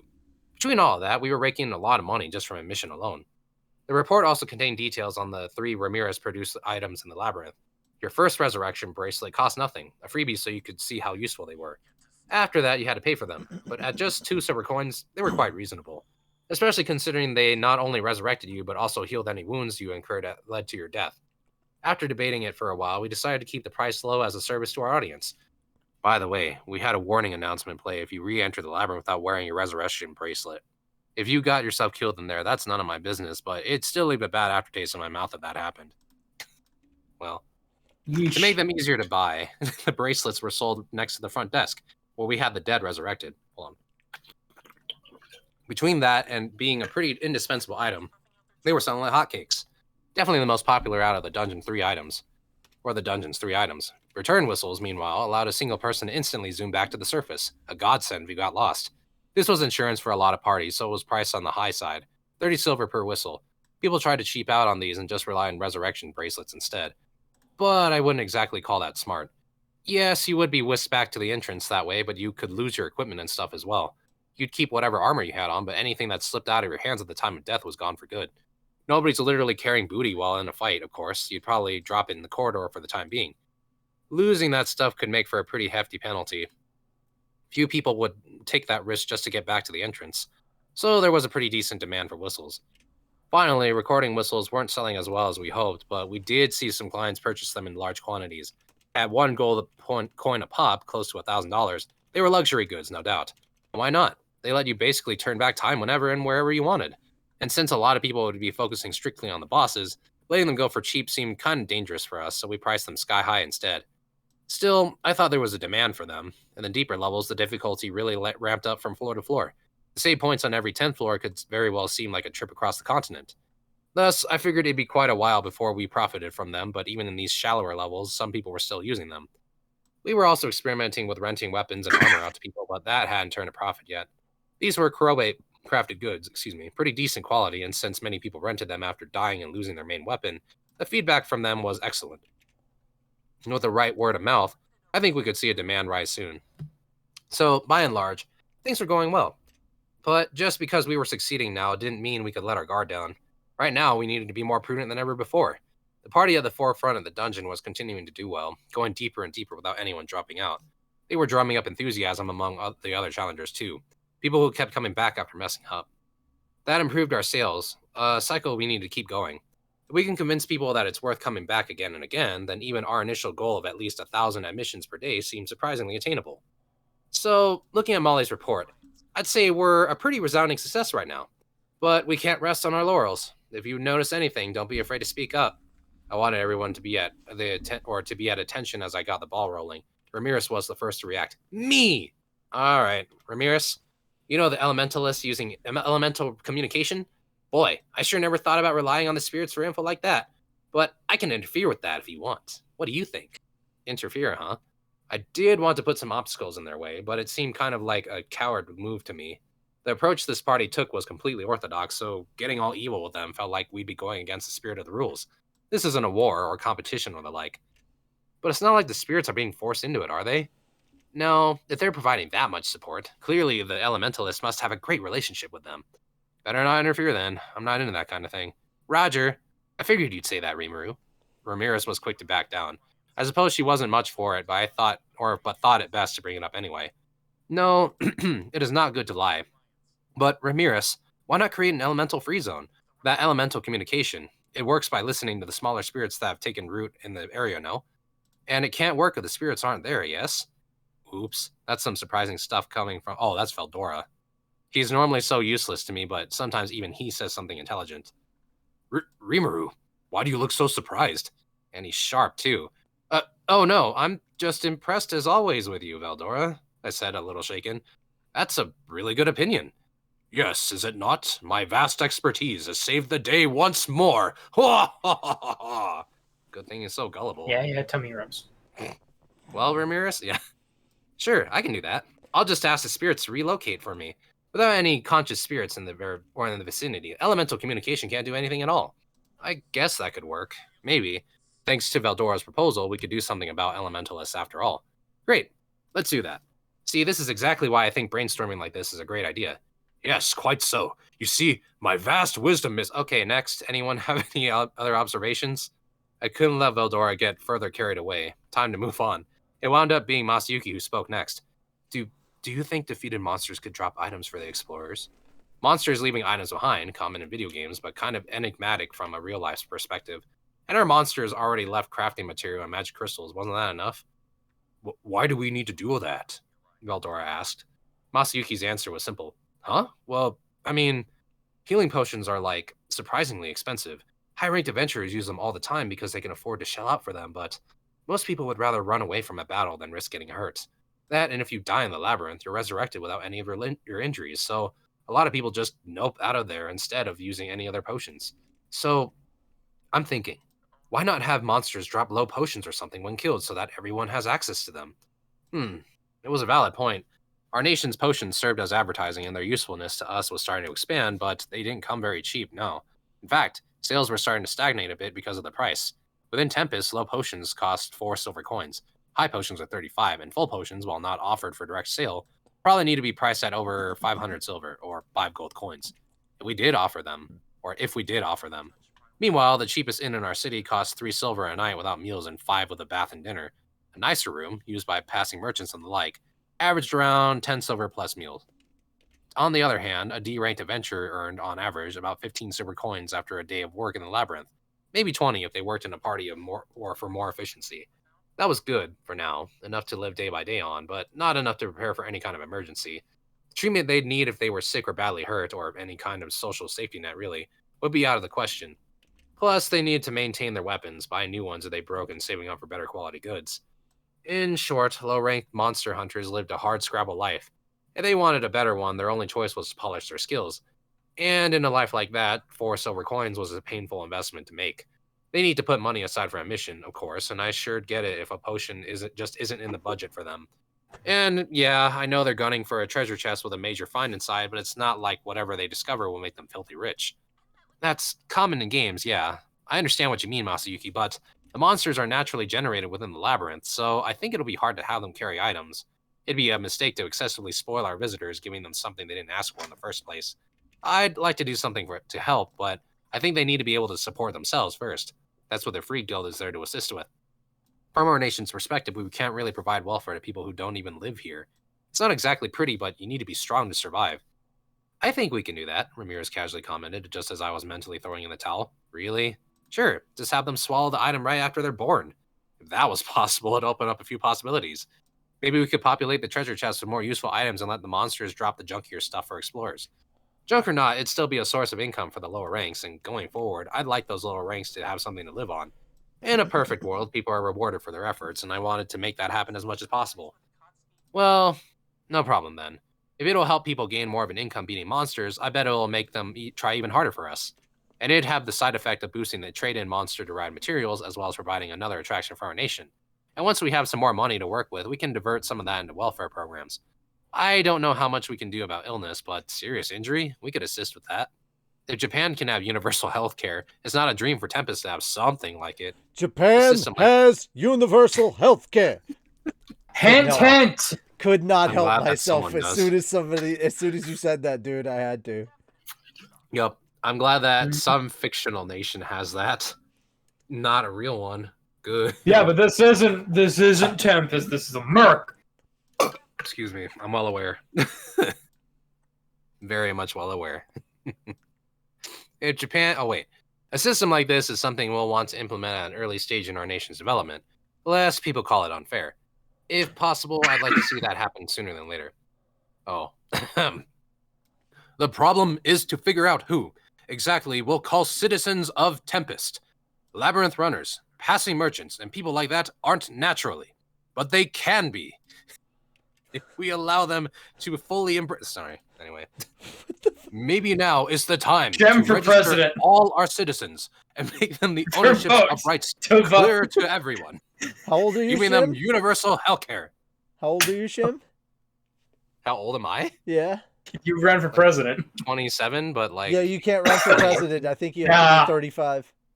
Okay, well, it's a good thing I don't really want to become president in the slightest, but it's fine. I'd Do you think I could do anything? I'd do it right in for you, man. Dude, they would probably, it's like somebody would be like, I'd be like up on a podium and then like somebody whip out like footage from this stream and they'd be like, Mr. President, is it true that you said some really mean, hurtful, is it like true, Asian stereotypes? Mr. President, Yeah. is it true that you said, and I quote, "Fuck the police"? Coming straight from the underground. Young When I was very young, about a decade ago, I might have said that. Yeah. Yeah. But that, again, that's Young, also a decade ago. People change. Young friendo Next got question. it bad because I'm brown. Sorry. Yeah, Anyway. it's the song lyrics. Did you that's cry? young Did you friendo. cry when you read Uncle Ben? When you saw Uncle Ben's on the box of rice? Yeah. Spider-Man. Yeah. I just like how in one of the newest Marvel card games, there's an Uncle Ben card, and you have to discard them to pull a Spider-Man. Like, oh, great. That's morbid, but so great. It's Good. no, it's morbing time. It's morbing. It's morbing time. Yeah. See, You discard one Uncle Ben to pull a Spider-Man card from your deck. See, this isn't about Morby you or Morby me. It's about Morby us. Sorry. This is a stupid fucking meme I found. Damn it. Anyway. God damn it. Yeah. Well, Tempest is a developing nation or country right now, so we welcome any and all immigrants. But once our nation matures, there might be movements to ostracize non-citizens from our borders, and Now thus you turn to guarantee Donald Trump. free universal health care for them. This is so dumb, it's fantastic. Yeah, I agree with that. The timing on this. Yeah. A nation is, in a way, a large cooperative entity. Nobody can live alone, so we form communities to help one another survive. We don't need parasites latching onto our nation, and I didn't want to embrace anyone who didn't have a sense of belonging here. It's hard, after all, for people with different thoughts and principles to coexist in the same community. Can we please reread that in the Donald Trump voice, please? No. Can we... No. You better be willing to pay some bits for that. I'm not channeling that, fuck. Chat, please. No, we don't No. have that. We don't have that. No, Okay. we don't Alright. have We the don't time. have for Oh, you that. don't? Oh! No, No, we I don't took have that that one, away. I thankfully. took that away. Oh, really? Thankfully. Okay. Yeah. Okay. Yeah, I took that one away. I Yeah. took away most of the political stuff. But except for Bert Sanders, for obvious. 'Cause he's funny. Yeah, he's funny. Yeah.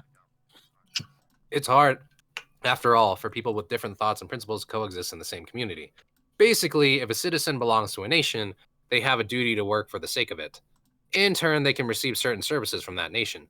That being said, people have the right to not belong to any nation, free of civic duty and retaining full unfettered freedom.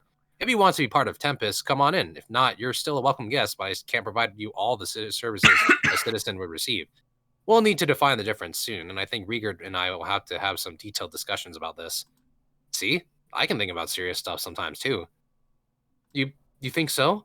In that case, maybe we could mix in some unfamiliar potions or weapons and armor whose capability are unknown, like, so you won't be able to determine if they're high value when you find them? Oh, right, you were still in a conference. I hurriedly considered Masayuki's suggestion. I think I see what he's getting at. Like unappraised tools and equipment that you can't use until you get them appraised at the entrance? Yeah. I mean, I guess you can't really drink a potion if you don't know its effect. Oh, maybe some people would, and if we mix in some poison flasks, that'd be another labyrinth trap for us. It'd help warn people about making them appraisal a habit too, or making item appraisal a habit too. Let's go with that. Cursed equipment might be tough, but magic weaponry would be pretty neat. Like, you think something is a piece of junk, but appraise it to reveal its true colors. That's good. You can't throw away junk then. You also need to exit the labyrinth to have it appraised. Masayuki and I, with our video game knowledge, were getting excited over this. The idea of actually implementing it was thrilling, and Ramirez and Beldora, overhearing us, seemed to be getting into it. Just imagine the slime sword. A slime It's sword. like the most powerful weapon in the game. It just kind of morphs around. Yeah. Yeah. If you wanted to hide the true nature of something, my illusory magic ought to come in handy. Oh, how lovely it is to see challengers jump for joy, only to be agonized by doom later. Now things will be even more exciting. Yep, definitely into it. Yes, and since junk equipment will take up valuable space, people will want to sell it in town in short order. That ought to boost return whistle sales. Oh, and now here's Molly Ma with some more reality-based feedback, and he was right. Anyone would hesitate to toss out an unappraised weapon or unappraised weapons and armor. Planting that thought in people's minds would make those people camping out in the labyrinth in search of big finds reconsider the strategy. And since we're charging admission, the more people going out and in, the more profit we make. Plus, we wouldn't be the only ones having fun here. There's something attractive about the term unappraised. Your heart can't help but race as you wait for the appraisal results. Oh, we're doing a gotcha system. Okay. Real pulse pounding excitement. You're not wrong. I mean, it is though. You're like, okay, you can roll the super rare like chainmail bikini armor, or you can get like 5 like blunt hard leather armors. How they're like 3 for you to get like a 5-star? What are we talking? 5 or 6 stars is the highest rarity. See, the chainmail bikini is a 6-star. Okay, it's super high defense, but it's very sultry. Anyway, but it can be dissolved very easily. Yeah. Your heart can't help but race as you wait for the appraisal results. Real post-pounding excitement. Something you thought was junk transforms into treasure before your eyes, and even if it turns out to be junk after all, you'll still treat it as your own. We don't need to have a ton of jackpot items like that, but along those lines, I think we could certainly mix in some more low potions and the like. That'll help support the lower rank customers, although we'll have to fine-tune the ratios of trash and treasure. Alright, well, it's about time we get to work. Time to push a system update, huh? Rasugi replied. Given what we came up with, all that only just now, it's about time wasn't too appropriate. But our last system update went just fine. Sounds good to me, Ramirez nodded, as if she knew what we were talking about. I flashed her a quizzical look, and she quickly averted her eyes. I suppose that little sneak was just trying to ride along on the wave. Molly Mile looked confused, and Veldora was back to his usual shrill laughing, but I didn't mind. Masayuki and I looked at each other and nodded. Just imagine. God damn it! God damn it! What? What happened? He goes, you fucker. Yeah. I just imagine. I imagine that there's a freaking like, we're sorry, the labyrinth is being an agency of progress bar. Yeah, fuck. Anyway. Damn it, I was gonna go in today. Yeah. The following evening arrived. My days were now full of serious work. They were usually spent inspecting projects around town. No, it wasn't just a leisurely walk, I promise, and each night I'd receive reports in my personal office. Rigard was handling a lot of my affairs, but a fair number of them still required my personal approval. So I had an office set up in our government building for that. Sir Rimuru, Shion said as she handed me a sheaf of papers, here's a report from Sir Mollymile. She was a hard worker, almost like a real secretary. Kind of surprising. Yes, thank you, I said, trying to sound all haughty as I accepted the report. Mollymile was already getting started on what we discussed at yesterday's meeting. Everything's going well, I muttered. I am delighted to hear, Diablo said, nodding. In hardly any time flat, our tavern sales are up 10%. I guess it benefits all our citizens, and the low-ranked adventurers have more money to work with. Indeed, it's just as you read it, Sir Rimuru. Diablo nodded again as he gently poured some tea for me. It's not at all like I had read it, actually, but it was pretty much what I had hoped for. I couldn't be happier. Diablo was overvaluating me like he always did, but it didn't didn't bother me this time. I took a sip. Huh? This tastes different. Did you change the leaves? Oh god, you poisoned me. No, it's good, but it wasn't displeasing at all. Maybe just a tad stronger in the bitterness than usual. I'll replace it at once, an apparently panic-stricken Diablo said, but he really didn't need to. It was just fine, no problems to speak of. It's just that Shuna always brings her A game when it comes to preparing tea. Wait a minute. Hey, is this? Yes, your chief secretary insisted on preparing it herself. I tasted it to ensure it wasn't poisonous. I Okay. almost died. Yeah, yeah. I almost perished. You That's would a see surprise. like try like he was clean. Sorry, I'm still like Yeah, he has like a little thing. He has a napkin with like covered in sweat. It's like Yeah. sorry, Yeah. it's very. Yeah. He tries to very hide it. strong. That's a surprise. Seeing Shion prepare tea this good. The even greater surprise, though, was Diablo actually cooperating with her. I never thought you'd go with Shion on that. Poison doesn't work on me anyway, so I assumed Diablo was simply taste testing it, but that made it even more of a surprise. I had no other choice, he replied with a smile. Sir Benimaru was balking at being her taster every day. It was my first experience ever feeling ill, a chance I'm glad to have had. I almost died. Yeah, yeah. I really don't think that's a necessary experience, but this time I definitely needed to thank him. Shion looked really happy after all. She's really grown, huh? Once upon a time, her home-cooked cuisine was more hazardous to your health than the deadliest of poisons. But now here, she is getting tea just right. Delectable tea. Or deadly poison. Anyway. You decide. Yeah. No magic skills or anything. Her violin performance during the festival was another surprise. I'm being wowed all the time lately. It truly felt like an emotional moment to me. Diablo, thank you. No. And Shion, well done. You did great. Yep, yes. Thank you very much. Next time, I think I'll have Shion pour my refills. It was a little overly bitter, but I was happy. Then I recalled that I had never even delivered Diablo his promised reward. By the way, I still owe you a reward, don't I? You did an excellent job with the Farmus invasion. Here I've been giving you menial labor ever since you got back. No. It's my hope to be of service to you, Sir Rimuru. Well, yeah, but I've given Hakuro some vacation time. He was off happily training somewhere with his daughter Momiji.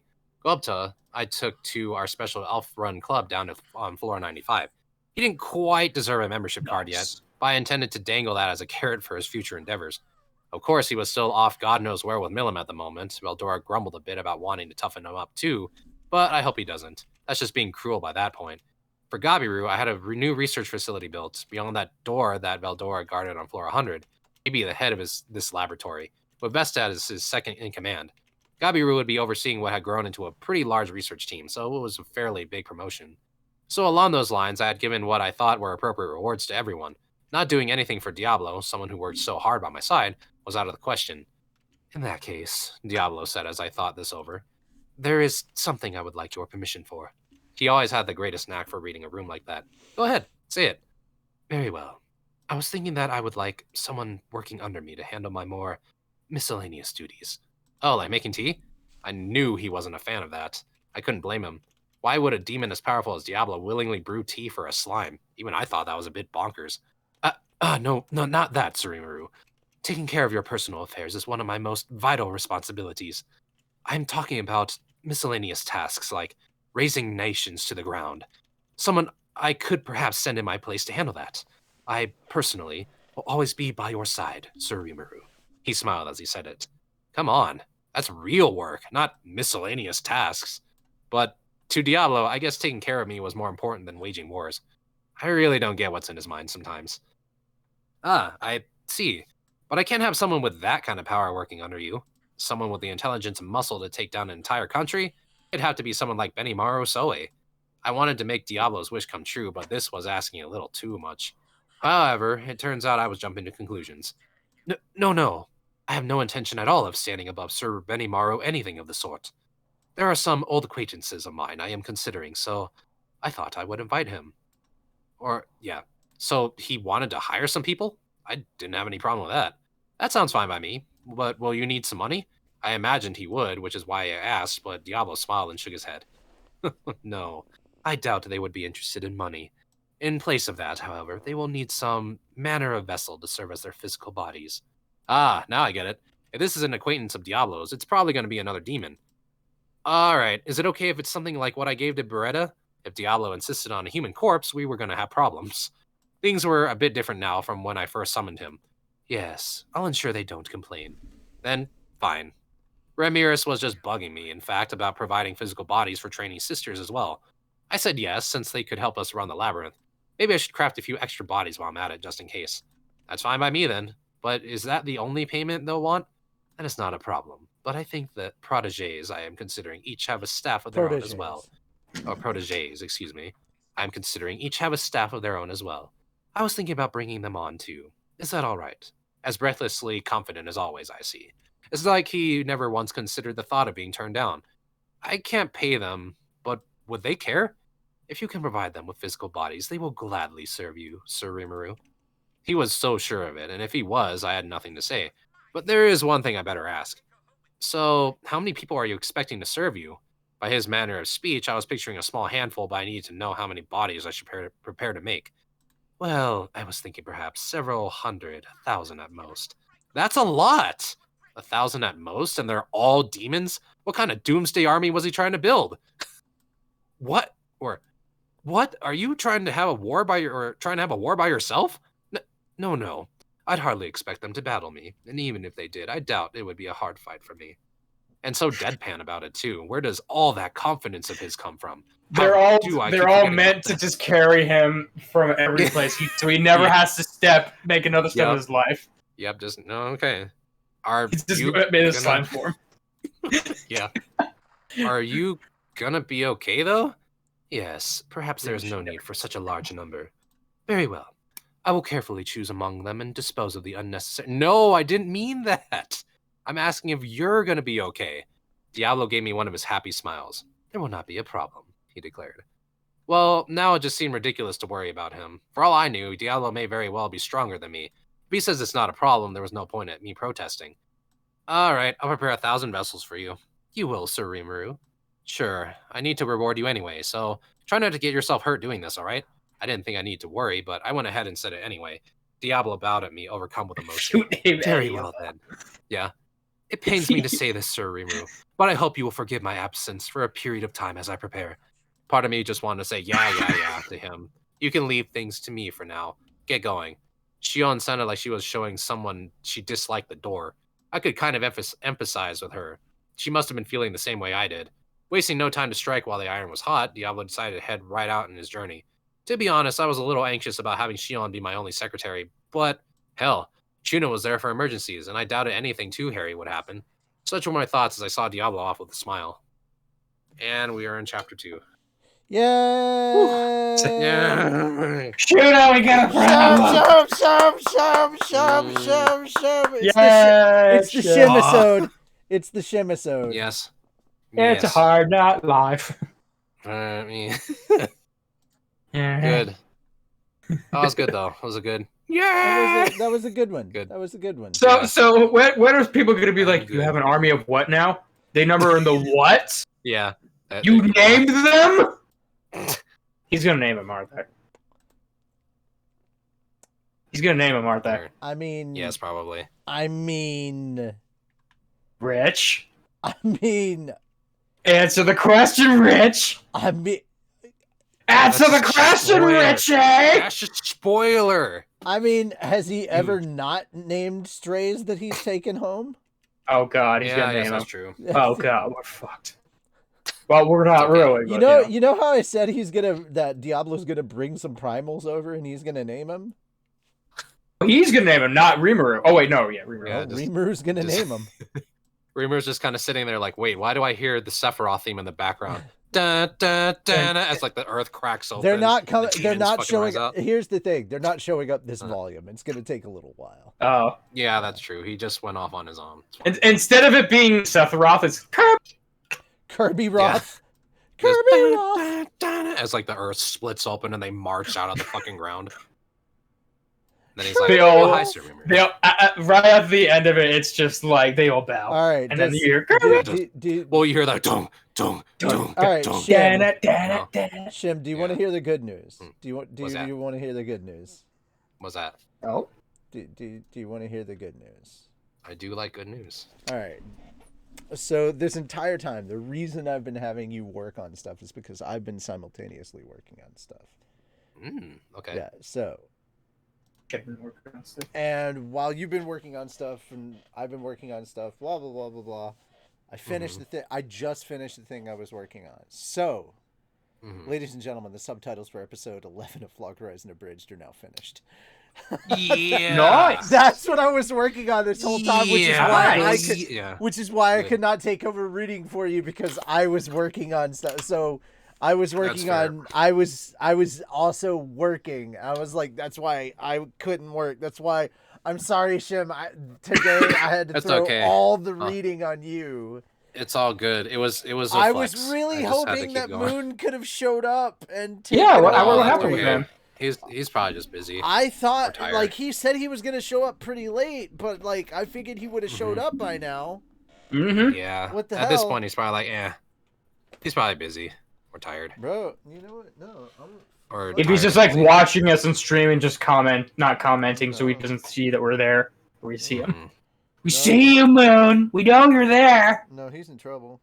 He's in trouble now. So I'm gonna call him. Yeah, at least I showed up when I got back. I just didn't pop in because I didn't want to interrupt anything. No, he's in trouble now. So I'm gonna call him. He's in trouble. Oh. Yeah. So now I'll go ahead and start. I'll get my lap board out. Yeah, maybe. Shem, are you drunk or not? Shem, are you coming to these streams drunk? Just Shem, no. What? I'm right here. Oh, sorry, force a habit. Moon, no. No, I know, man. Yeah. He hasn't answered his phone either. Oh, you know how much I can drink alcohol. Hello. That's me. Hello. You know you're in trouble. Is he on the now, phone? Right? Can he hear me? Oh, he can't hear me. Yeah, I'm on the stream. No, but we finished reading. Hello, Moon. So yeah. So like we finished chapter 2, dude. So he gets he's next stream.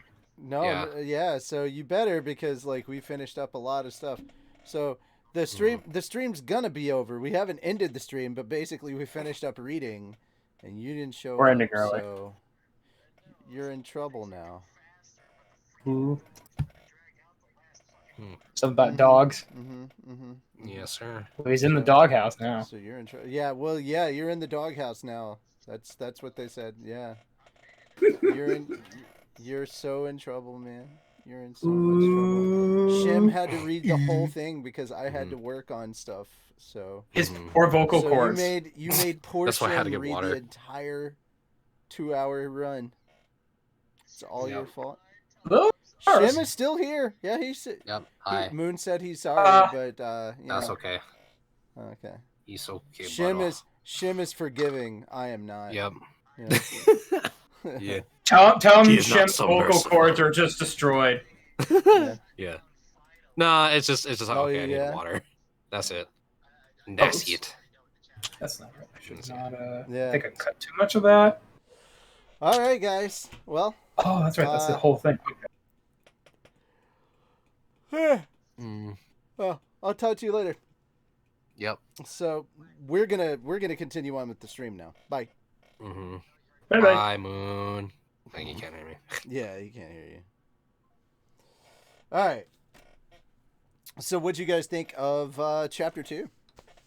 It was pretty cool. I mean, it's advancing, so. Guys, I told you. Hold on. Wait. Hold on. Chapter 2? We haven't read it yet. Oh, I'm sorry. Chapter 1. I'm sorry. Chapter 1. Yeah. Chapter 1. Apologies. That's right. Apologies. Yeah, we just stopped at chapter 2. I told you this stuff with the dungeon was getting interesting. I just find it funny that, like, it's so meta. Like, people are finding ways to cheat. And I was like, yeah, they would. Yeah. We got there's something with a lot of rewards. It's so interesting. All this stuff with the dungeon is so interesting. I mean, I guess, granted, it's not technically cheating, but people would do that, too. They would find something that's technically legal. And exploit. Little loopholes, yeah. All these people always do that when there's a lot of money involved. Somebody will crack it. GTA money glitches. I did that all the time back in the day. It's true. They will find it. People are fucking nuts, dude. Oh, yeah. Let me see. Oh, they posted on the internet? Oh, of course, they don't have the internet here, but... Oh, man. I can't wait to post about that. So, yeah. Which one? About the subs. Finished about the subtitles, I assume. Yeah, dude. All I have left is the Christmas special and episode 12. And then I'm done with the main LHA stuff. All I have is the side stuff. LHA Kai. Well, technically I have 10.5, which is like a shortened version of 1 through 10. So that's 10.5. I do want to do a full LHA Kai at some point in time, but like that has to get funded. It needs money. To be fair, it may not be. If I want to continue on with Slime Season 2, it may not be a Patreon thing. We may just do a fundraiser thing. It's like, hey guys, we need to raise X amount of money if we're gonna do this, because we need to pay all of our For the whole season, or just the no, one episode? Per episode. We'll just do a fundraising drive per episode. If that's how it's got to be. Have money. Yeah, because look, it's either we get the Patreon up to a certain level, or we do a fundraiser per episode, or we have to get enough views or subscribers up there that we can get sponsors. You know, we can't do affiliate programs. We can't sit here and do this NordVPN affiliate program bullshit. Not right now. No. Or we can get Raid Shadow Legends. No, we can't be part of affiliate programs. We need full-on sponsorships. Oh yeah, shit, that's right. No. Affiliate programs. Affiliate programs don't do. No, we don't make anything off of affiliate programs. Yeah. So we don't make jack shit off of an affiliate program. It's like, hey, but you get paid in exposure. No, fuck that. It always makes me laugh when I hear that. We need to get actual paid. So it's like, I know. Guys, here's the thing. We need to get proper fucking sponsored. So that's the thing. It's always like, you get paid in exposure. Ooh, okay. Can I also feed myself with imaginary food? That's nice. I like the thought. Hey, no, go fuck yourself. I just find that funny. On that. Yeah. It's like, no, please give cold hard cash, please. It's like we have muns to eat food. It's like, hey, here's your exposure. Unzips pants. Oh God. Yeah. No. I got your exposure right took here. Took a much darker turn than I thought. Or well, actually, I'm pretty pale. That is a much brighter turn than you were expecting. Yeah. Pretty pale, buddy. Yes. But back to chapter 1. I told you, man, all that dungeon stuff. They get creative with the dungeon, man. Super creative. Yeah, because I mean, you have to, because the people going into it are also going to be pretty creative too. Oh yeah. So you gotta, So yeah, you get all that. The other thing we were thinking about either doing when we finally do catch up on Slime. Oh, he left. Bye. Yeah. Oh, there he's back. Oh, hello. When we finally do catch up on Slime, which will admittedly be a bit, it's going to take a while, but when we finally do catch up on Slime, I'm thinking we're either going to start up on Log Horizon or Devil is a Part-Timer. One of those books. I'm not sure which. But yeah, we're going to start up on probably Log Horizon most likely. So we'll start from the beginning of Log Horizon. That should be pretty good. So, is there a Log Horizon and Bush Frontier? There we go. There we go. Sorry.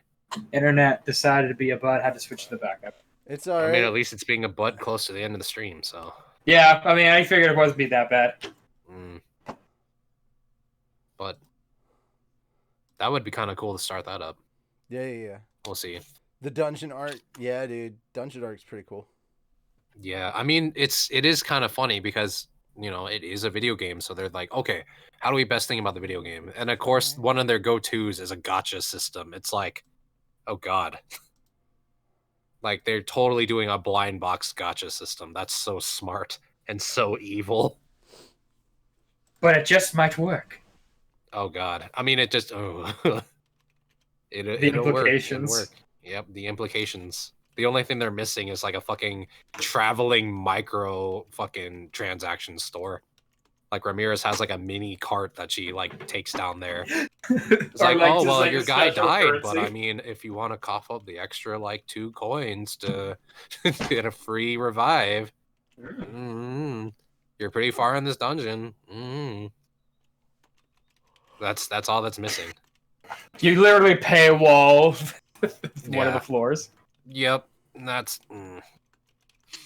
Don't worry, we that'd offer be a you problem. free currency for every floor you clear. Yep. But you can't use this Or- currency outside. Or if they were evil, they could do like a recharge system on the resurrection bracelets. So Oh, they have to dear. wait like real time, Oh, dear. time for it to charge. Oh, jeez. That'd suck. boy. That'd suck a lot of cock. Anyway. The question is, how much money could they make off of it over what they're currently doing? Probably a decent chunk, maybe. Smash, smash, Not sure. Smash. smash, Smash. smash. Since I am... Smash, smash. 1 second, I'm just... Actually, wait, I need to... Smash, Smash. Let's see. I actually might need to... Is this back up and running, or is it still on the computer having issues? I might have to switch over to backup. I'm gonna punch you, Sonic. Here I come. No! Not the mustache! Ah! Wait. Oh yeah, I forgot. You just do the One Punch Man death punch, like the serious punch. I do wonder if someone has ever been punched so hard their mustache flew off. Mustache. Yeah, Mustache. I can actually do that now. Fine mist.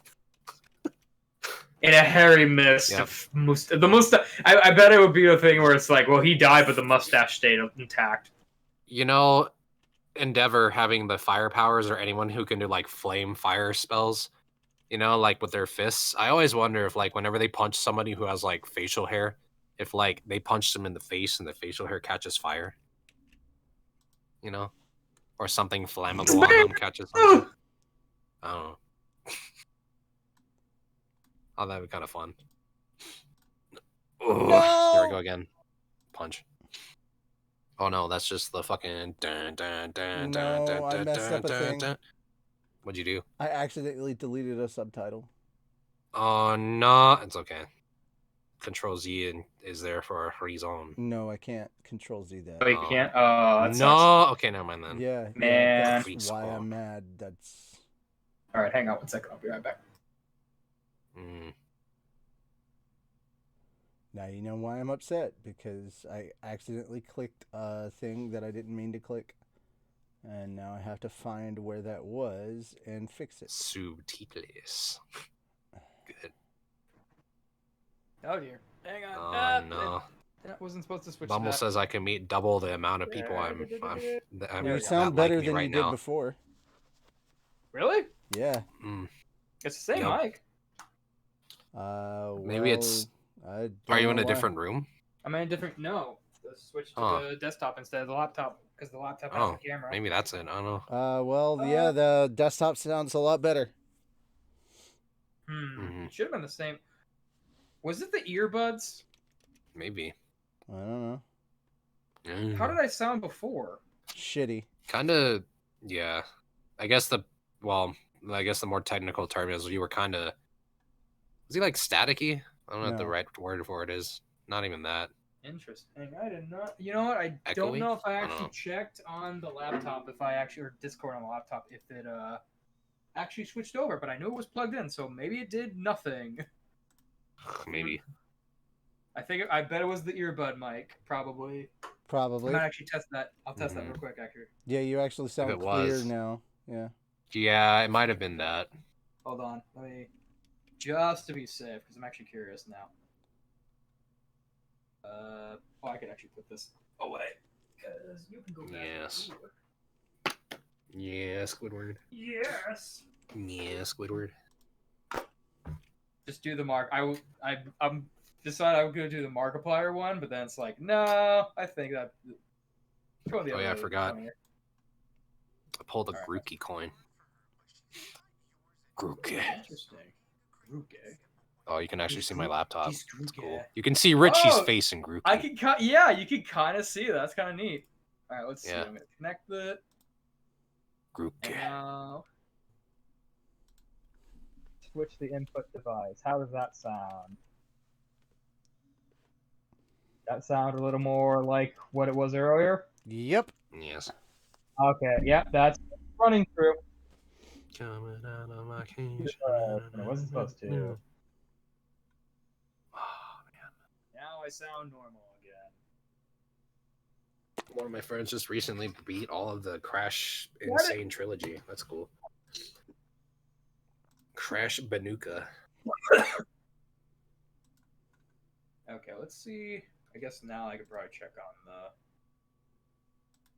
See how you're doing. Are you still having issues, Mr. Starlink? Yes. Or... SpaceX, what are you doing? Yes, Sounded just a little bit like Ron Paul or Rob What Paulson. are you doing? What are you fucking doing there, Elon? Don't make me come over there. There he is. Schmear. Trash me. Cards do I have over here? I think this is just all like the virtual card things I got there. and things. Under... Well, it's on the lower end network. I can do what Ichigo Lemonade does, and she reveals like the virtual card that she gets from her card packs. Be like, I actually, for a second, here I you thought go. you were talking. I thought you were talking like G Fuel for a second there. no. Gee. I watch a Ichigo got his VTuber own named Ichigo flavor? Are you Lemonade. kidding me? No. I'm talking about the VTuber Ichigo Lemonade. She's cool. Oh. And she does like card pack openings, and I always get paranoid because it's like she's got really long nails and they look awesome. But it's like for like getting through cards and stuff, I always wonder if she actually damages cards sometimes. You know what I just But- realized? Huh. Card opening is the first gotcha. Yeah, it's the OG gotcha, dude. But unfortunately, fortunately, cards actually have physical value, even if That it's is small. true. So, Alrighty. That is Well, true. there we are. anyway. Yes. There we are. Mhm. Any last minute stuff to talk about in regards to slime? In regards to slime, I do think that like the intrigue is coming along very well. Like I'm curious as to like Oh, yeah. who the fuck the Green Fury are. I don't know if they're just some mook adventures or they're like someone else, you know? Because they seem to have like a clear intended goal to get to the end. So I'm just curious if they're just a bunch of season like adventures or they know Rimuru or something else. I don't know if they would know him, but you know. Just brain thoughts. Hmm. Brain Your brain. yes. Your I hear the brain. Smash theme. I am intrigued. Rimuru Rimuru Tempest. What would he say if you selected him in Brawl? Be like, it's And in slime what time. voice? Yeah. Nom nom. Yeah. Rimuru Nom, nom, Tempest. nom, Nom nom nom. Glutton. Kirby. Just screamed Oh no. gluttony. Oh wait, no, you have to do it through the really shitty Wii mic. The Oh no. Actually, you know what? I got a death battle. Rimuru versus Kirby. But Kirby doesn't even say real words except for hi. And But he's Oya, that's it. adorable. He is adorable, but Yes. he wouldn't want to fight him though. He would find a kindred spirit who wants to help out things. Okay, fine. Majin Buu. Yeah, that works too, I guess. Similar powers. Similar. Yeah, similar. Similar. So, Yes. Simp, my lord. That's Jesus. literally what I just said. Yep. I heard Sim, so. Sheem. Shim, my lord. Shim, my lord. Beastar. Yep. Yes. I knew that was what he Rats. was. Rats. Yeah, see? Yeah, rats. Rats. Good. Oh man. Yeah. Oh, man. Yeah. Swiper, no swiping. No swiping. Ah, fuck. Then he just teleports out of the bushes. Swiper. Fucking Swiper. But not the way you think. Still Mm. being within that frame? If I made that into a show Yes. with that. Okay. I'm doing one of my older videos Oh, with when I did the man. thing with Markiplier.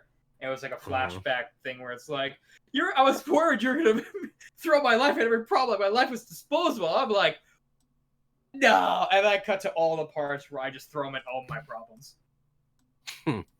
Yeah. Like literally just kicking him into shit. And fucking... Hold on, I'll actually see. Let me bring it up. Can I bring it up on? Yeah. Okay, I'm just trying to Ooh, freaking. I hear that Okay, sound. we're just goofing off at this point. So Oh yeah. if we're not, like, we're acting like we're not still streaming. We're still streaming, guys. I kind of forget. Oh we my are. god. It's him, Spaceman McGinnis.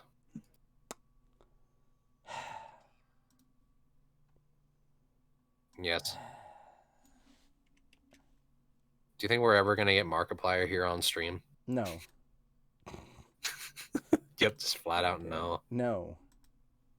Just no. Guys, Here, thank you so much Sonic, for give coming him your by and money. hanging out with us. I really, really My buddy? appreciate it. Yeah. Hope you go by and check out episode 11. Thank you all so much for Oh, coming the by, internet, hanging yeah. out Thank with you. us while we do Yeah, this yeah. thing that we do. And thank you, Shim, for reading all of the reading stuff for us tonight while I Very worked welcome, on my stuff. man. That having Yeah, been you're said, welcome. we will see you next week on my birthday for the birthday stream Ooh. as we Hooray. start chapter 2. Thank you so Oh, much, birthday. and we'll see you next time. Bye-bye for now. Bye, guys. Bye.